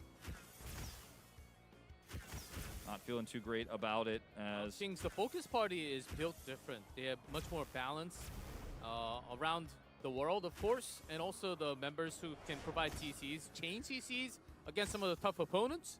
Well, they just had such good objective control while also blocking reinforcements, and nicely done with the chain stab. Yeah, and when you look at the situation for Korea now, you've lost control of this final Tower of Occupying. You're not going to get it back. They spent so much time trying to, and so what's the plan now? Try to rush Tower of Victory? They're both going down here, G-Clef. It has the trap and stunned. And so, when you look at what's the next moment, what's the next game plan, it becomes very tricky. You know, every move seems like it has a zero-sum gain. You know, look at all these black hearts here. Half of these players are down to the last revive, and there's not a lot of mobility. They're trying to, as you can see on the minimap, they're trying to wrap around the top and maybe look for an entrance to the northern part of the map instead of just challenging this Tower of Occupying, which I think is definitely the right play. Getting control of the center, I think, is their best bet to come back into this game. Because right now, just going head-on into this Tower of Occupying 2 isn't going to work. Oh, there's some fight back, though, from a couple of members. Here's the Wound Fighter, Asan again, challenging. And some of the members around were actually dead. I did not see any revives. Oh, Kings must have picked up another Razor because they had members dead, but it's back to 0, which is worse of a news for Korea server. Really unfortunate for the Korean server, who are now down to big ultimates being dropped right in the middle. Now they're down to about 160 players compared to 217 here for Kings. Ooh. And the number is going up here on the dead for the KR server. Stacking. I know, Wolf. They're already 2,000 points ahead. That will increase massively when this second Tower of Occupying, the final Tower of Occupying, goes down here as another KR member going to get taken out. Trap JK drag. doing so much damage with the world here. Has to drop the ultimate to survive. Did some damage, okay. Can you stay alive? Invisibility used. And the follow-up. There's no follow-up. He might actually survive. I don't think so. Never mind. There are members. Too many. From Kings right nearby him. I mean, he's playing it really well, but he just cannot do it alone. Targeted down. Goes the Room Fighter again. He's down to his last revive. But brought many along with him at least. But was it more of a sacrifice? Was it a trade? I don't think we know the exact number. Well, it was at least triple dead for Korea of what happened in the King's trade. And this Tower of Occupying is down to 22%. I mean, this is it. Last Tower of Occupying puts Korea in an unwinnable position, not to mention the reinforcing power being just completely gone. And some of these KR members have come in here to try to do something, but we're back to the spawn camping, or spawn hiding, whatever you want to call it. Last life members just gathered together from the safe zone, the spawn. And last Tower of Occupying, 200 extra points. For the last hit and contribution, I'm pretty sure it's near 100% for Kings. So it will be 400 when the tower goes down. Yeah, and they will swap one of their normal bases. There we go, tower down. We'll swap one of their normal bases, and it'll be 3 and 2 here for Kings. And so then they will start to make their move towards the Tower of Victory, and that will get burst down as quickly as they can. It will take, you know, about 10 minutes if uncontested. I think we'll probably see a contest of some sort here from the KR server, but that will be the end of the game. Yes, KR server at least trying to go with the blessings, trying to match that number. Blessing level 5. They do have the normal bases at least. With this setup on this server, with how many archers they have, I think this is actually going to be less than 10 minutes if it's focused. Well, over half from Korea team. Yeah. Korean server. No, it's been a long time coming, but revive. I mean, but the rest of them, the 100 that are left, most of them are down to their last life anyways. So it's just not possible to come back from this at this point. Oh, the big moves! Can you survive? It's a big chase. I do see some big names from Kings trying to catch with extra skills. Yeah. Ooh, Asanjo is getting low. He still has 3 revives left. He's the only one who could do anything for this server right now, and he's been doing all of it. Yep. Moonfighter still very strong, can provide some CC, extra damage. And by the way, but you're trapped so well from the opponent's side. We didn't know how the combat power balance was going to be, but we were clearly wrong in that every player would have the same. Obviously, some of these players have the most. Maybe they gave it all matching average, I think. Well, maybe they gave it all to Asan Choa because he's the only one who can do anything here. And it's so impossible to kill him, but he can't carry either. He's trying his best to do something. On mount, so should be able to get away. He's going to get away, but the Tower of Victory is down to 80%. Already, it's going to be a slow burn on the Tower of Victory because I do see on the minimap, Kings, they have a lot of their members spread out, not hitting the Tower of Victory because there are still some of these big key name player from Korea team. I'm kind of surprised the King squad, because they have Still so on much the control, chase. I'm surprised they haven't actually taken some of those normal bases away from the KR server. They have full access to them, and they absolutely can put them down to 3 by removing their and changing their normal bases. But they have been more focused on the base here of Asanjo, as he is just, It's again, just him around the inner, and everyone else from Korea server is literally actually everyone not is chasing even him. in here. Oh, there's no escape path here. You just need to go through, connect with the skill. They don't even have that many people on the Tower of Victory. They're just trying to kill him. Drops the silent shield. Okay, gets a few, actually. 3 members down here. The ultimate, the field to do the damage. Can you? But the party members are going to be here. Valhalla might be on a cooldown. Buena's coming in, doing as much as he can. Yeah, those members actually went to spawn. I think, yeah, Song of Valhalla, you might want to save it for the world if he ever goes down. Now, this is the 1v1 duel. Okay, these are I don't think no two. one else. Okay, there are some heals coming. Okay. 2 of them Piercing, fighting as attacking into. Asan is trying to run away. Dash attack. He's running away. Dash attack into knock. Some extra damage on the Joker. So much damage coming down here. It looks like he will be able to escape temporarily, but gets Oh, knocked down the again bash. by Buenas. The full crash. Okay, it seems like they will kind of let him go at least. Asan is actually using the target to move further. He's basically using bodies to attack to try to retreat while also doing damage. Again, he's playing this very well, but now the rest of the team is coming over. Let's see if he can survive You this. have the rune explosion in the Sounds field.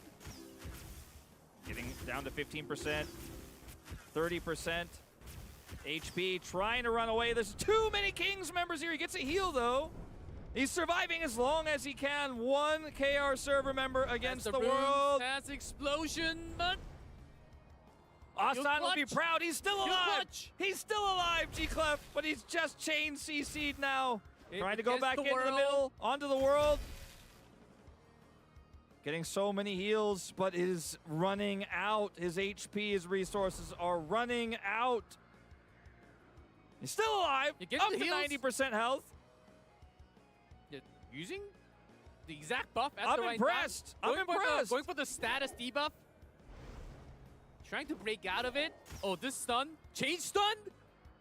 Uh-oh, uh-oh. Into extra knock would be Okay, putting up the crazy. force field, Oh, a shield. jumping forward once. He's gonna get that heal Gravity cooldown back. He's circle. gonna get that heal cooldown back. The movement slowed, but good attack connection. He's Also target. taxiing away. He's kiting back. That heal might come back up. There was an extra knock, but immediately cleansed out of it. Seems like he might. Whoa! Did you see those skill chain Yeah, uses that was actually to crazy. break out of those CCs? That was insane Now, skills. If you're a fan of the KR server, the bad news. Oh, now he's down. The bad news is even though he's playing Can really anyone well, come? Can anyone come? the Tower of And it's Victory, G-Clef is down to 44% and falling. As we do have another Soul member here getting focused down on Now his last. 136 gone, more than half gone from Korea server. And they do have a lot of their final life members on still from the spawn. And the rest are just being chased down by lots of parties. This is one of the strongest party, as you can see. The crown holder, Adrian, right in the middle. Yeah, Adrian is obviously one of the best members on this server from the Equilibrium clan. Solar Eclipse and the rune. Slows coming through, but burst down anyways. Down to 1 revive as that KR player. Another eliminated entirely here. As it is just a bloodbath. But no one on Kings is dying. More and more members going Slowly down. stacking more, and I think we have more members on the Tower of Victory. Perfect timing. Down to As no one can 33. contest, no one can get it even to this circle. I mean, there is no one on this server. There is no one. There's no The one tower can get to the itself- circle. No one the tower can. itself is the biggest enemy right now Yeah, for the Kings. There's no one on the server left for KR. The CC, there's some CC, Wait, but it wait, doesn't wait, really do damage. I wanted to see the tower attack. It killed only 5. Still 30%. Only Big 5 chop die. down. And Would so be a couple more minutes at least. I think we can talk about, I think we can say it pretty confident that Kings will be defending their Ymir Cup title in the Legend match. They have done it. They have earned back-to-back wins here on the stage today on our day 2, our final day of this tournament. They weren't fazed by the delay. They weren't fazed by anything. They had a strong early game. They protected the world. They had better party setup for those early skirmishes. They controlled the Tower of Occupying. And now the Tower of Victory lap is just on the horizon. As we do see Asan with 2 revives here trying to come back in and cause some disruption. Now it's all about the pride for specific players. And also the server now with a lot less members around him. You see Skull's already been put down, so this Rune Fighter might lose a couple more lives. Still, the fight back is crazy. The amount of power he holds. Oh, man. All these members losing a But life look, here. Skull's just coming around, helping. Fit 89, very low actually. One of their main carries Just is actually pulled gonna from get the taken trap. out. Oh, actually, he reaches out to the opponent. Get that heal, little Grab bit the healing coming heal. through. A little bit. Buena also down. Asan is just playing his heart out right now, G-Clef. I don't know if it matters in the grand scheme of things, but it looks cool. Finds in. It's finally taken down. Is there anyone else? Only the party of Kings. With only 6. Another Seer also, by the way. Yeah, that 6 might turn into 0 because just this Razor of Soul. It is 1,000 defeated count for the Kings. 1,000. Wow. There are only 60 players left for Kara. Most of them are hiding in the safe zone. Tower of Victory down to 8%. So they're getting this, they're getting the Tower of Victory, they're getting everything. The entire map, this entire cup belongs to the Kings. No one can touch them. Nash, just Every game they won this tournament was one-sided. They were extremely dominant. And against a team they had no preparation for, they didn't know the strategies of, they didn't know the players that well, they dominate them as well when the combat power is set to even. And this is the beginning of the very end. We're going to have that Tower of Victory. 3% Tower Victory. A few members coming in to try to look for a surprise snipe, including the man of the hour, Asang. Asang, the Rune Fighter, is trying to do what Got he can one more around. revive. 1% Tower Victory about to be put down. Just going to lock him Can away he get from in it. the range? He can't get in. The world tagging in 1-1. And the tower's down. King's server. Sindel takes it. And the Yavil crown. is going to get the crown this time. Not a player I'm myself personally very familiar with, but I'm sure they have a reason for giving it to him. Maybe he's been designated in this setup here as now with all these members who are attacking the crown, attacking Asan, he's not going to last very long, G-Clef. Instead of Tower Victory, here is Tower of Asan, the Rune Fighter. Against that many, let's see what he can do. Still was able to take so much along with him. Stay alive for a couple more seconds at least. He's trying his best. 1 heart. Lots of damage coming through.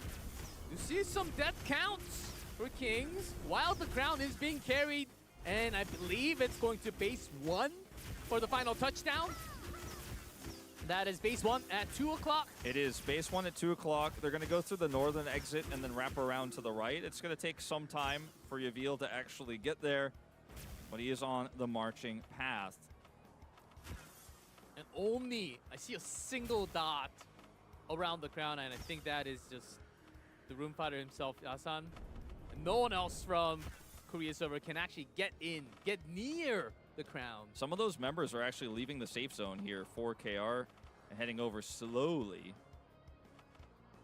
But they are, again, massively outnumbered. There's only 50 players left on the server here for KR, and Asan's on his last life. This is a single dot. He has no more revives left. This is his last one. I think his rest of the party and the scouts next to him also lost a life.